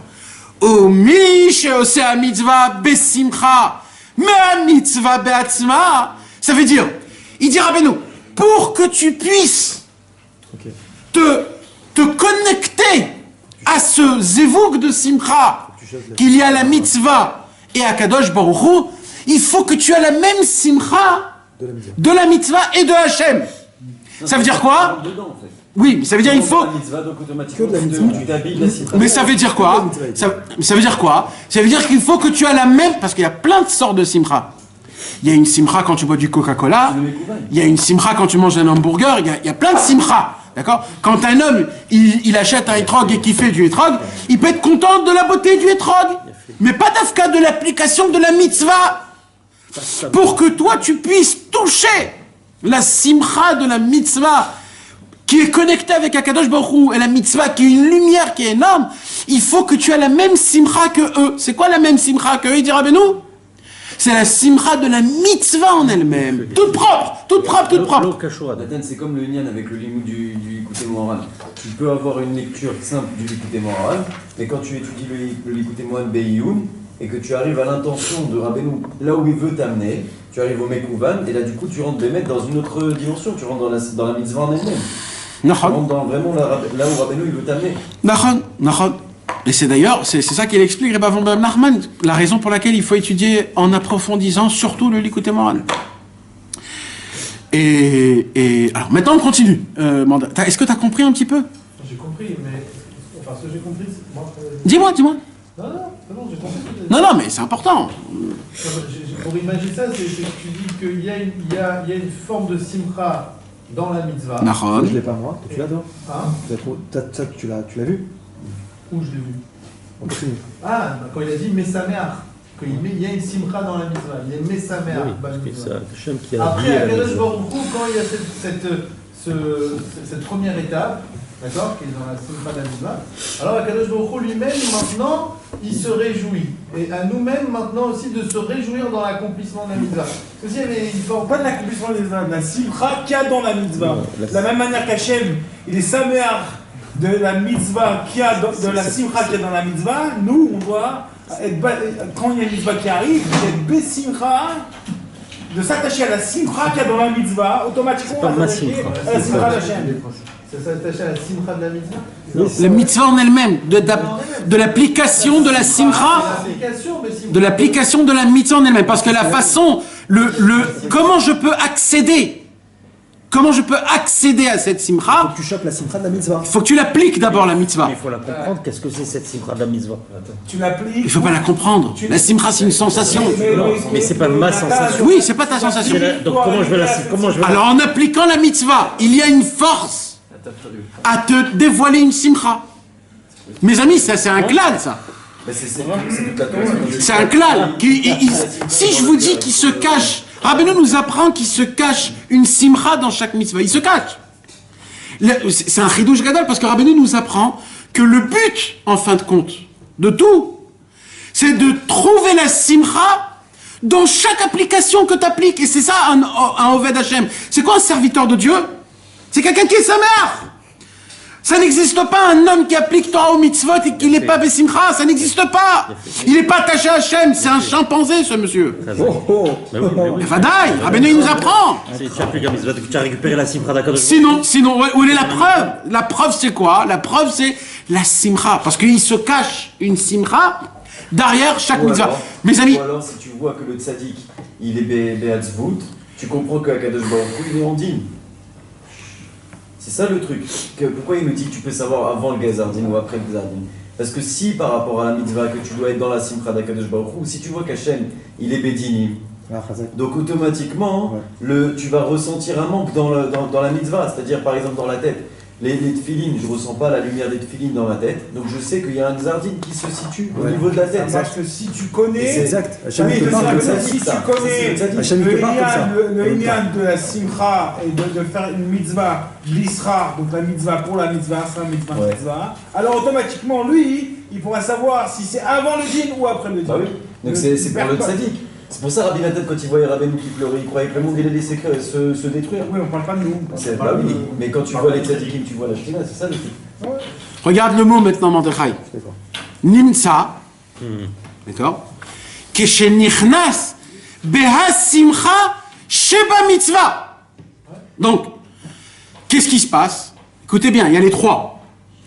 Nimsa, keshenichnas beha simcha sheba mitzvah. Ça veut dire que la mitzvah en elle-même, elle a une simcha qui lui appartient à elle personnellement. Après, il dit Unichnas besimchat hakadosh baruch hu. Et là, en rentrant dans la simcha de la mitzvah, il est attaché aussi à la simcha d'Akadosh baruch hu parce que quand il a appliqué la mitzvah, il a déjà fait le lien entre la simcha de la mitzvah et simcha d'Akadosh baruch hu. Parce qu'Akadosh baruch hu, il est très content quand quelqu'un il applique. Mais toi, tu touches pas cette simcha. Quand tu t'efforces à être besimcha, parce qu'il y a un etratson de simcha maintenant. Pourquoi? Parce que t'as fait quelque chose dans le ciel qui a créé. Et là, il y a le troisième. C'est quoi le troisième? C'est toi qui rentre dans la mitzvah. Ça aussi, ça s'appelle Olam Shana Nefesh. Akadosh Baruch Hu, toi et la mitzvah en elle-même. C'est aussi Oraita Kuchabrichou Israël Chadou. C'est aussi tous les nyanim qu'on a dit. C'est ça ce qui a formé Avraham, Yitzhak, Yaakov, les Mochin. Donc là, mamash, on voit d'après le Lachon de Rabbeinu, t'as vu qu'on voit qu'il y a 3 sortes de simcha? Moi je vois toujours deux. Moi aussi je vois toujours deux. Parce que la simcha de la mitzvah, ça veut dire Akadosh Baruch Hu, la simcha de Baruch Hu, mais le béchet, mais un mitzvah. Ça veut dire que la simcha d'Akadosh Baruch Hu. Ouais, regardez dans les mots, mes amis. Regardez dans les mots. Il a créé la simcha, si tu veux, il y a sa simcha qui est. La simcha qui est dans la mitzvah, elle vient, c'est la simcha d'Akadosh Baruch Hu en fait. Non. Il y a la simcha personnelle de la mitzvah, la simcha personnelle de l'homme et la simcha personnelle d'Hachem. Bien sûr. Et les trois doivent former une seule. Et quand les trois forment une seule, il y a tout de suite un chibour, une relation énorme où tu peux ressentir mamash où est Akadosh Baruch Hu. Donc ça part de soi. Ça part du ratson de tête des simcha. Et après, en gros, on décapsule la simcha qui sont dans la de bien faire la mitzvah. De faire la mitzvah en se disant, je suis attaché à cette mitzvah que je veux que mon Gan Eden, c'est que Dieu me le donne maintenant par cette mitzvah-là. T'arrives a une volonté comme ça, jusqu'à qu'elle te crée pour mettre une simcha pareille. Parce que nous on s'arrête, tu vois, quand il fait celui qui fait un beau tableau, il est content de son tableau, il met sa simcha dedans. On s'arrête dans ça. On voit pas la simcha dans la mitzvah elle-même. Alors comment on comprend maintenant où met sa mère Bahem? Je reviens en arrière. Comment il peut se réjouir? Il se réjouit de la simcha de la mitzvah. Mais de quelle mitzvah? De la mitzvah que lui il a appliquée. Chaque mitzvah a une simcha. C'est ça ce que j'explique. C'est ça qu'on n'arrive pas à faire. Chaque mitzvah, elle a une simcha. Intrinsèque. Mais un tableau. Pourquoi on fait un tableau? Pour que ça soit beau. Donc ça dégage quelque chose. Donc la mitzvah de la simcha, la mitzvah en elle-même, elle dégage quelque chose. C'est quoi qu'elle dégage? C'est beau. C'est très beau. Donc en fait, il y a une simcha, des mitzvot qu'on fait comme il faut. Ça veut dire que dans ta tête, quand tu appliques une mitzvah, quand tu fais un tableau, alors en vérité, tu dois t'attacher à la mitzvah en elle-même. Et la kavana que tu dois avoir dans le but de chaque application de mitzvah, c'est d'atteindre la simcha des mitzvahs. C'est le but. Ça, être connecté à la simcha d'Akadosh Baruch Hu. Non mais la simcha de la mitzvah, c'est un état de fait. La simcha de la mitzvah, elle est là. C'est comme un artisan qui a fait quelque chose. Non, chez l'arbre. Voilà, c'est de toute beauté. Nahon. Toi, Rabbeinu a donné. Tu viens avec la simcha, tu te connectes à la chose, et ce qui est généré de ça, ou ce que tu gagnes de cette connexion-là, c'est de pouvoir goûter à la simcha d'Akadosh Baruch Hu qui est derrière. Alors Ouais, c'est comme ça. Rabbeinu nous donne un petit exemple. Il donne un exemple d'un artisan qui fait un tableau. Voilà. Chaque artisan, quand il crée quelque chose, il le crée pourquoi? Pour une utilité spéciale. Quand on parle d'un artisan, la chose qu'il a créée, l'artiste, l'œuvre qu'il a fait, elle dégage quelque chose. Ça peut être quelque chose qui fait peur, ça peut être quelque chose qui est beau, ça peut être quelque chose... Stam. Cette chose qui dégage, c'est la chose en elle-même en fait. Quand Akadosh Baruch Hu, il a créé la mitzvah au départ, il a créé pour que cette mitzvah en fait, dans le tachlit de cette mitzvah, c'est qu'elle dégage une simcha. Donc, la mitzvah, c'est la simcha en fait. Donc, il y a la simcha d'elle-même. Après, Akadosh Baruch Hu, il est content de la mitzvah en elle-même. Quoi? Que moi, je l'applique. Que la mitzvah, elle est belle. Il est content de plein de smarot. Maintenant, moi, je peux être détaché de tout ça et le faire tout simplement. C'est pas grave, même si je le fais sans simcha. Pourquoi? Parce que j'ai pris les deux smarot, je les ai réunis avec Hachem. Mais moi, j'en profite pas. Rabbeinu, il vient et il dit, c'est pas juste de profiter de la simcha, c'est de connaître où Akadosh Baruch Hu se situe pour pouvoir prier, pour pouvoir ressentir. נמצא כשנכנס בהשמחה שבמצווה, הוא נכנס בשמחת הקדוש ברוך הוא שמשמח במעשיו, וזה בחינת ישמח ישראל בעושיו. ישמח ישראל בעושיו. נמצא, il dit Rabbeinu, conclusion, כשיש איזה צער ודין בעולם שן הנפש, quand il y a quelconque de souffrance, de rigueur, dans l'espace, le temps ou la chose, alors c'est sûr qu'il manque de la simcha de Hachem. Pourquoi? Parce que Hachem, il n'est pas content qu'il y ait une xéra sur un espace, par exemple un tremblement de terre, un tsunami, ou alors par un temps. C'est la conséquence de la simcha d'Hachem. Parce que Hachem, il a sa simcha qui s'est amoindrie, qui vient sur le clic qu'il a créé, ça a créé le din. C'est Nigram qui lui Nigra. Non, Nigra. Ah, Nigram. Nigra, avec Aïe. C'est déchiré, Nigra. Nigra, c'est moins. C'est garoua, c'est du mot, c'est moins. Nigra. Il se amoindrir, exactement.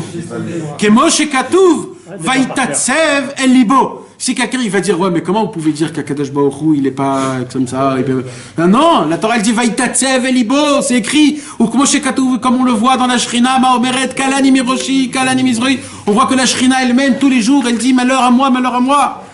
Veze Shenichnas, Betoch Asimcha, celui qui rentre dans la simcha. C'est quoi dans la simcha? Encore une fois, c'est pas que lui, il est... Non, il se prend lui, et il rentre dans la mitzvah en elle-même, c'est dans la simcha. Yachol bevadai, leda lefi inyan asimcha. Sur le mot inyan, mes amis, des pages et des pages ont été écrites. Im ou kodem xardin, im ou leachar xardin, en fonction de la quantité, ou alors du niveau de la simcha que tu as en appliquant la mitzvah ou les mitzvot, tu peux savoir quelle est la sensation qu'aviachol d'Akadosh Baruch Hu. Laissez-moi juste terminer. Ouais, mais là tu parles du niveau de la simcha que tu rencontres, pas de ta simcha à toi. Alors, ça se fait tout seul. Non, mais c'est ça qu'on veut dire, le manque. Le manque, ça peut pas être ton manque à toi, ça peut pas être non plus le manque de la mitzvah. C'est cette rencontre qui n'a pas, qui n'est pas. C'est ça que je disais tout à l'heure. Le Me'anachal, il dit comme ça, Mordechai, écoute bien. Le Me'anachal, il dit comme ça. Lachen keshadam roe shu yachol lekayem mitzvah kol shei besimcha. Quand un homme, il voit qu'il peut appliquer une mitzvah besimcha. Ulam simchato bilti shlema. Mais sa simcha n'est pas complètement parfaite. Yachol ou le'asik, il pourrait dire, chez la merot shak zera nikzera, même que là, le décret a été décrété. Enzu gzera chamura kolkar. Ce n'est pas un décret qui est aussi important. Im leumat zot, unitkal bekoshe atzum lekayem et mitzvah besimcha, achu chash simcha moetet mot. Ça veut dire quoi? Là, il dit comme ça. Il vient pour appliquer la mitzvah besimcha, il est en allure. Il est en élan. Et quand tu es en élan, tu sens la simcha.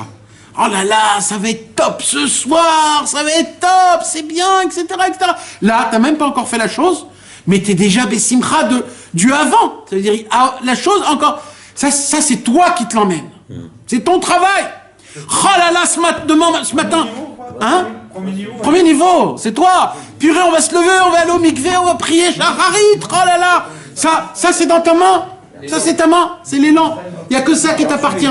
Là, il dit le Me'anachal, il dit par contre, tu arrives à la mitzvah en elle-même, et tu viens appliquer la mitzvah en elle-même, d'un coup, tu as un coup de barre. Tu sens qu'il n'y a rien. Tu sens qu'il y a un truc qui s'est passé. Tu dis, mais c'est quoi ça? Là, tu dis, là, il y a un truc. Là, on voit que Pourquoi elle est partie cette simcha? C'est parce qu'à Kadosh Baruch Hu, là aussi, dans le ciel, on sent que sa simcha, elle est descendue. Comprenez, mes amis? L'élan, il t'appartient, l'élan. L'élan, en plus, il est facile, l'élan. L'élan, c'est tu te chauffes, en fait. C'est quoi? Viens, on se chauffe, tu comprends? Allez, viens, on se chauffe. On va. Et ben, sauf, voilà. Des fois, on se chauffe.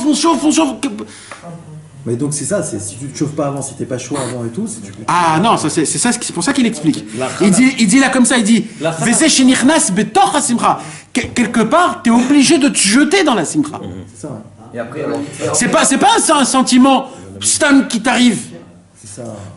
Tu dois jeter. Vese shenichnas betoch hasimcha. Si ça descend, alors si ça descend, c'est quoi alors? C'est qu'il y a une xéra bémel, il y a une xardine. Parce que normalement, c'est pas normal quand tu te chauffes, et etc. Et comment on peut savoir? Peut-être c'est nous, on n'est pas bien rentrés.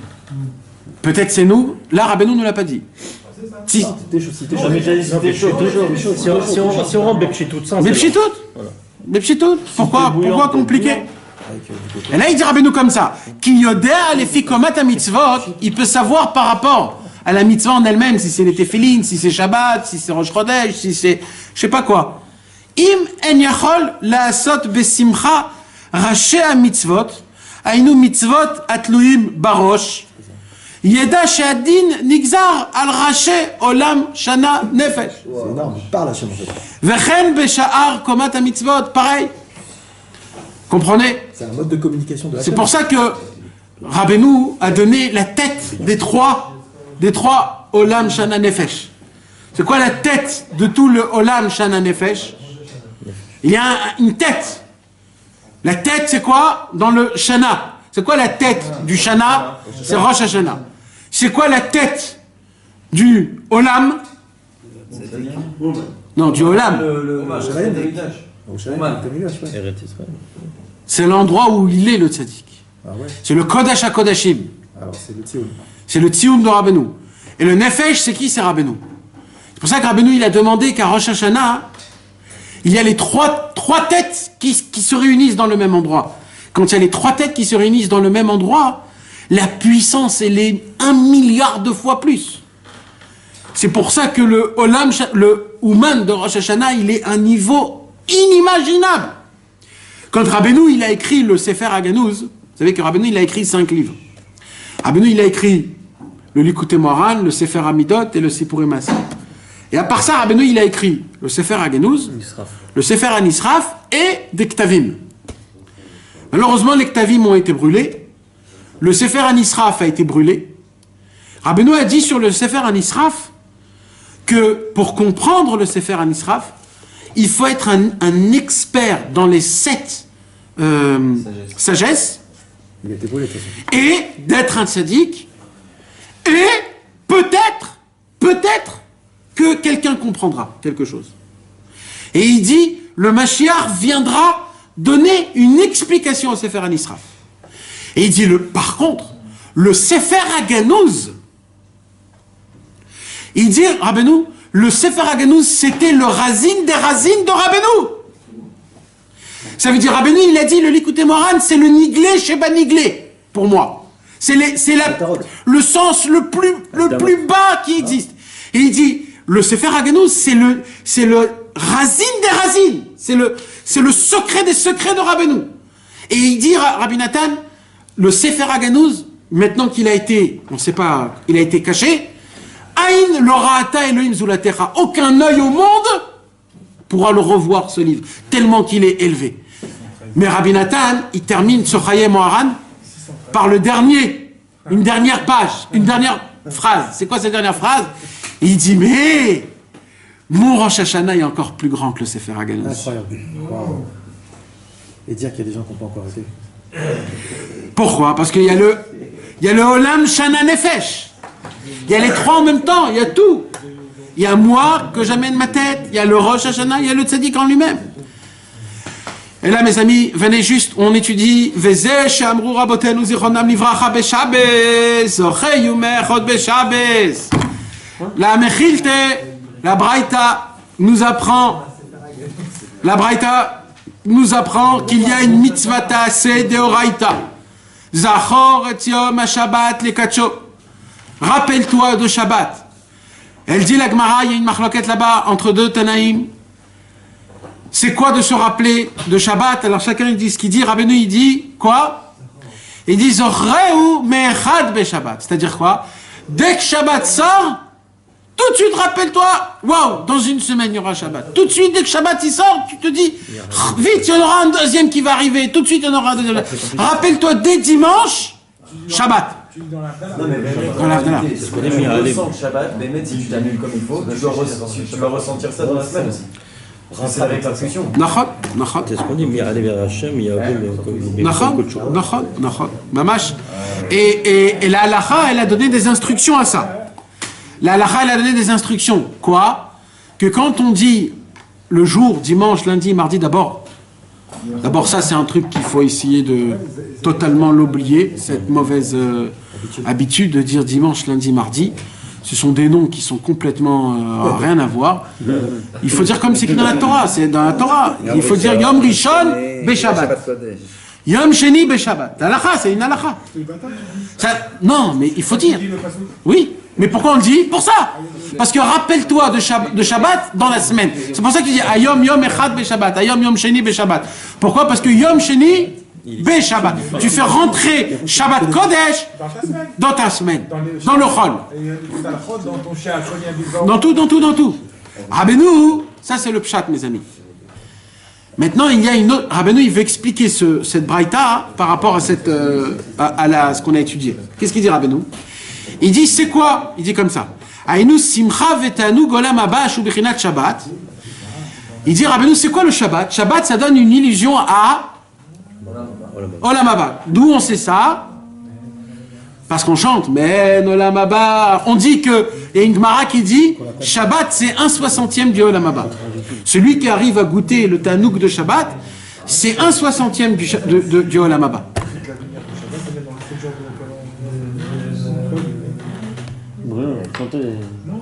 Vous êtes fatigué? Non. Alors, On commence. On est chaud. On est tous en train de chanter. bah oui, bah je sais pas, qui chantent, qui parlent. Justement, ils sont chauds. Chaud de quoi? Chanter? Alors on chante. Mais ce que vous voulez, mais il faut savoir c'est quoi ce qu'on... Allez. Alors maintenant il dit Rabbeinu comme ça. Shabbat donne allusion à Olam Haba. D'accord? Pourquoi? Parce que tout le lien de Shabbat, c'est le ta'anoug, c'est d'avoir un plaisir, de ressentir la simcha de Shabbat, la gdusha de Shabbat. Shein Bechinat, et il dit Rabbeinu, c'est quoi les 6 jours de la semaine? Il dit Rabbeinu, les 6 jours de la semaine, c'est les mitzvot. Pourquoi? Parce que l'essentiel des mitzvot, ils sont pendant les 6 jours de la semaine. Les 39 travaux, on doit les faire pendant la semaine. Toutes les mitzvot, ils sont par rapport à la semaine. La tzedaka, la shrita, les girushin, tout c'est la semaine. D'accord? Donc, il dit Rabbeinu, donc Shabbat égale à Olam Haba, les 6 jours de la semaine égale à mitzvot, les mitzvot, l'application des mitzvot. Shein bechinat masa mitzvot shebahem nivreu olam shel nefesh. Vezeu, il dit Rabbeinu, et c'est ça qu'il y a écrit dans la Torah. Qu'est-ce qu'il a écrit dans la Torah? Beyomot iten sraro. C'est quoi Beyomot iten sraro? Il y a une mitzvah de salaire que quand un patron il est couvert avec son employé de lui payer un jour dans il est obligé de payer à ce jour-là. Il n'a pas le droit de décaler, pas le droit de décaler. Voilà.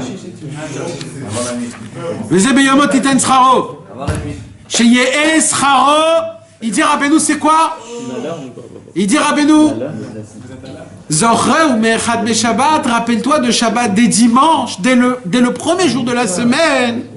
Ça veut dire quoi? Il dit Rabbeinu, il dit ça veut dire que quand j'applique les mitzvot, je veux goûter la mitzvah en elle-même maintenant, pas plus tard. Parce qu'on a dit que Shabbat c'est l'Olam Haba, les mitzvot c'est les 6 jours de la semaine, et Beyomot Iten Sraro, c'est maintenant je dois être payé. Ça veut dire tu dis à Hachem en fait, Hachem, la mitzvah que j'ai appliquée, cette mitzvah, je veux que mon Olam Haba, Beyomot Iten Sraro, je le veux maintenant, et je veux que ça soit Shabbat rentre dans les mitzvahs. Ça veut dire que je veux que mon Olam Haba il devient la mitzvah en elle-même. C'est ça le pshat chadash que Rabbeinu il nous donne dans Zorreu Mechad Beshabbat. Je répète parce que vous n'êtes pas avec moi, vous êtes en train de rater. Il faut se rappeler de Shabbat pendant la semaine. Il dit Rabbeinu, c'est une mitzvah dans la Torah. Une deuxième mitzvah dans la Torah qui a écrit Beyomot Iten Sraro. Tu dois payer la personne en son temps et en son heure. Tu n'as pas le droit de rater. Nous, on a dit que chaque mitzvah, elle est maintenant, et le Sahar, il est plus tard. Donc, c'est pas Beyomot Iten Sraro. C'est plus tard. Alors, Rabbeinu, il explique comme ça. Le Shabbat, c'est Olam Haba. Les 6 jours de la semaine, c'est les mitzvot. Pourquoi tu dis quand ça? la Torah est... Hein? Pourquoi les 6 jours de la semaine, c'est les mitzvot? Parce que Rabbeinu dit. Il a écrit, d'accord, je comprends. Parce que toutes les mitzvot de la semaine, elles sont réalisées pendant la semaine. Toutes les mitzvot. Le guet, les travaux, la tzedaka, la shrita, la sofroute, toutes les mitzvot, c'est des choses que tu dois faire. Le Shabbat, on te dit arrête. L'ota assez. Donc tous les assez, c'est pendant la semaine. Donc la semaine, c'est un équivalent de mitzvot. Et le Shabbat, c'est un lien de Sra Olam Haba. Donc Rabbeinu dit comme ça. Ce qu'il dit aussi dans l'Écoute à la fois, il dit que en fait, toutes les mitzvot de la semaine, elles n'ont pas de pieds, et le Shabbat, elles ont des pieds. Justement pour montrer, donc tu reçois le Sahar pendant Shabbat. Ah, il est fait. C'est-à-dire les mitzvot, t'encaisses le Shabbat. Non, mais là, on dit aussi. C'est le jour de la paix, Shabbat. Non, parce que aussi, le monde a été créé pendant les 6 jours de la semaine. Et donc, toutes les mitzvot, quand Akadosh Baruch Hu, il a créé le monde, quand Akadosh Baruch Hu, il a créé l'arbre, il n'a pas créé l'arbre, Stam. Akadosh Baruch Hu, il s'est dit, vous pouvez m'atteindre grâce à la mitzvah de Orla, Shvi'it, Netarevaï, Tevel, Shmita, Bikurim, Bechorot, Birkat Hailanot, Trouma Gdola, Trouma Ktana, Maaser Rishon, Maaser Sheni, Maaser Ani, Shmita. T'as vu combien de mitzvot? Alors il dit à Hachem, comment on pourrait faire on va créer quelque chose pour que cette chose puisse inclure en elle tous ces petits tuyaux pour m'atteindre. Là, Kadosh Baruch Hu, il a dit, ça sera l'arbre. Donc quand Kadosh Baruch Hu, il a créé le monde, il a créé les mitzvot en fait. Il n'a pas créé un monde, il a créé des mitzvot. Il a un moyen de les faire. Il a créé un moyen de les faire. Donc, les mitzvot, ils sont les 6 jours de la semaine. Puisque le monde a été créé les 6 jours de la semaine. Shabbat, il a rien créé. Donc, Shabbat, il a créé le repos. Donc, tout le inyan du kiyum des mitzvot, c'est les 6 jours de la semaine. Ça explique pourquoi c'est marqué Kisheshet Yamim. Kisheshet Yamim. Et pas Besheshet. Nachon. Alors maintenant, il dit Rabbeinu comme ça. Ça veut dire quoi? Alors, il disait, Shabbat, rappelle-toi de Shabbat dès le premier jour. C'est-à-dire de ressentir la joie et l'amusement du monde futur. Que ça, c'est équivaut au Shabbat. Yargish Besheshet Yamim Aseh. C'est-à-dire la joie et la simcha qu'il y a dans Shabbat, c'est-à-dire dans la mitzvah, tu dois le ressentir dans l'application des mitzvot. Shen Bechinat Masa Mitzvot. Sheben Nivrolam Shana Nefesh. Parce que c'est dans les 6 jours de la semaine qu'a été créé les 3, l'espace, le temps et la chose.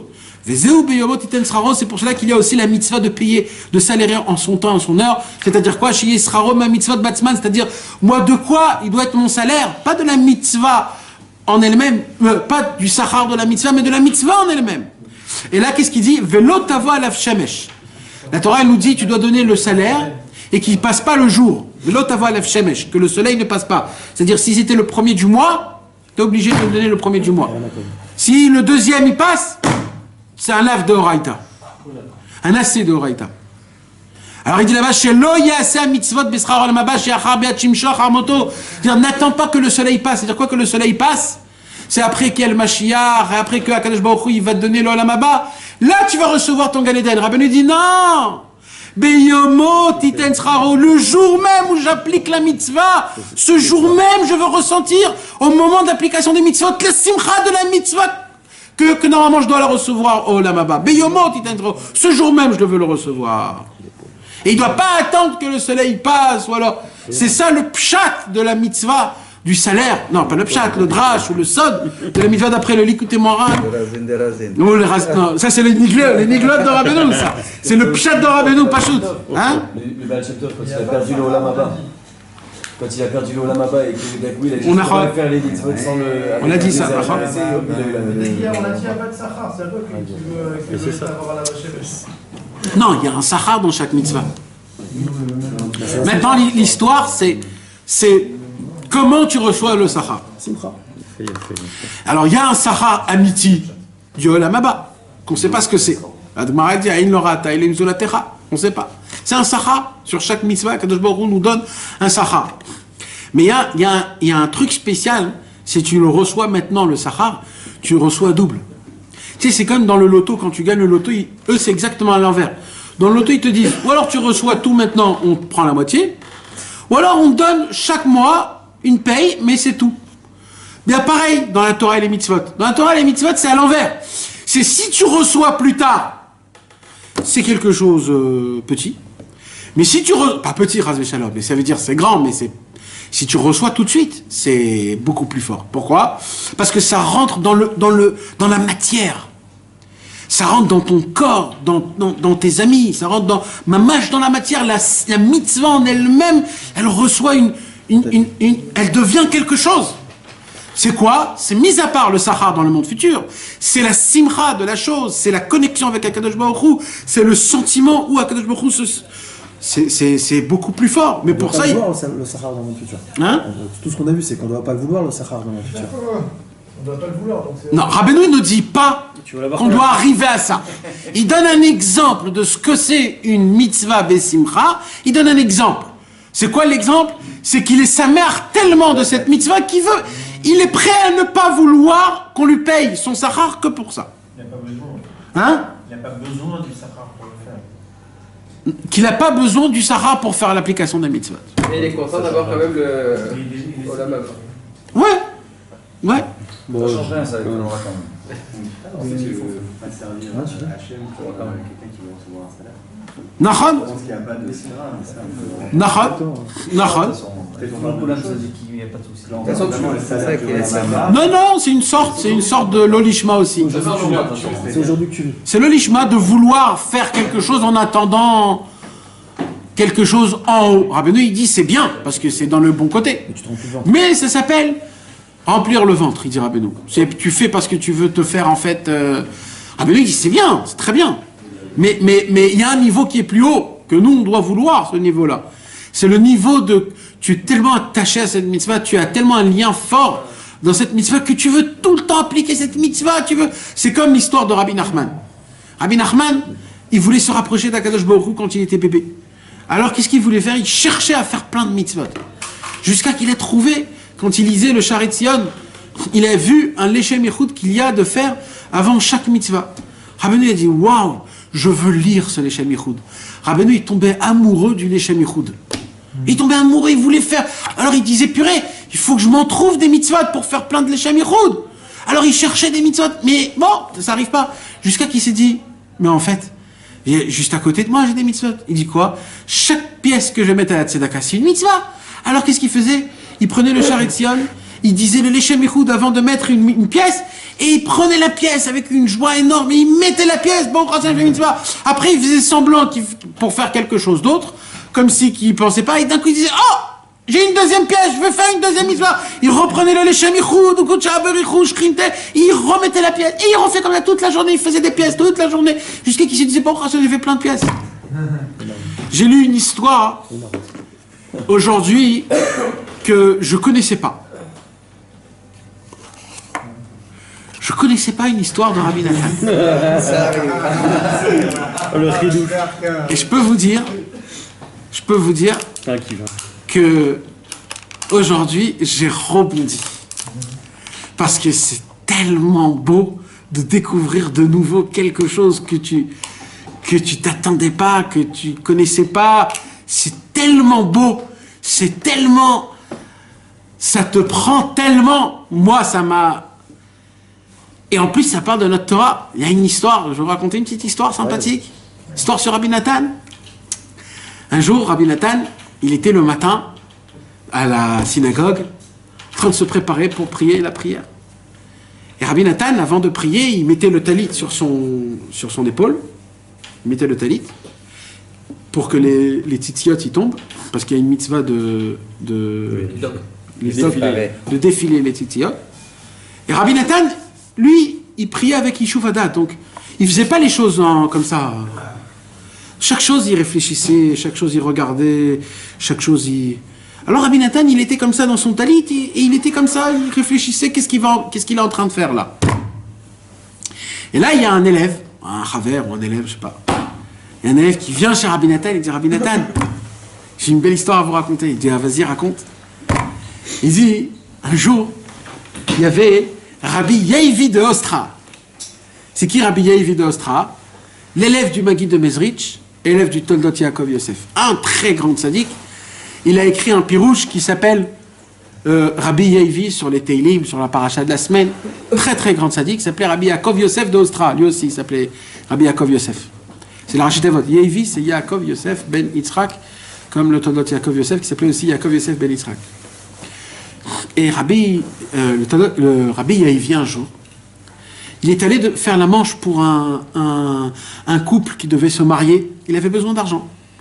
Alors on lui a dit à Rabbi Yehivi, on lui a dit, tu sais, ici, il y a un très grand riche, il peut te donner de l'argent. Va chez lui.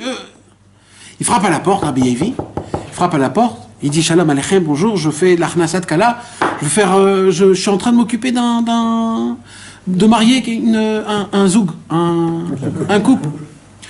Le riche dit, écoute, moi, j'ai pas le temps, j'ai pas d'argent sur moi, excuse-moi, j'ai pas à te donner, salut, je pars.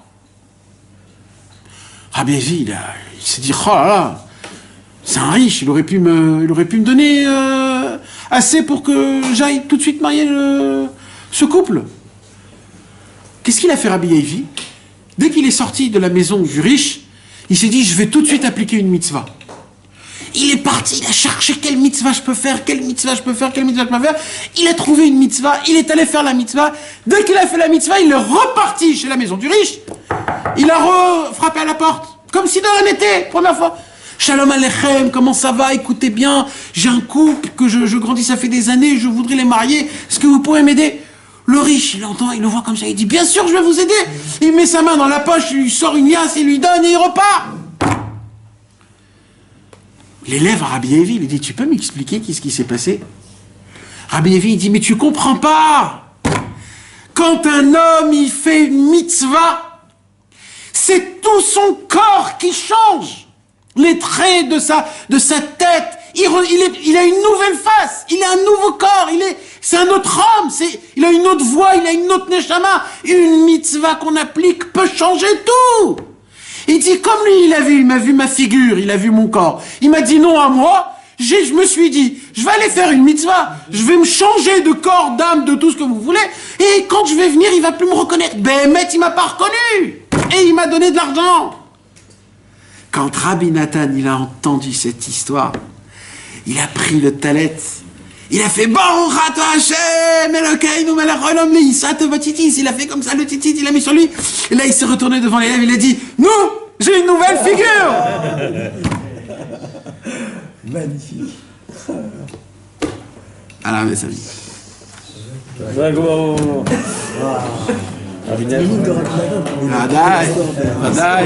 Vadaï. Vous la connaissez cette histoire?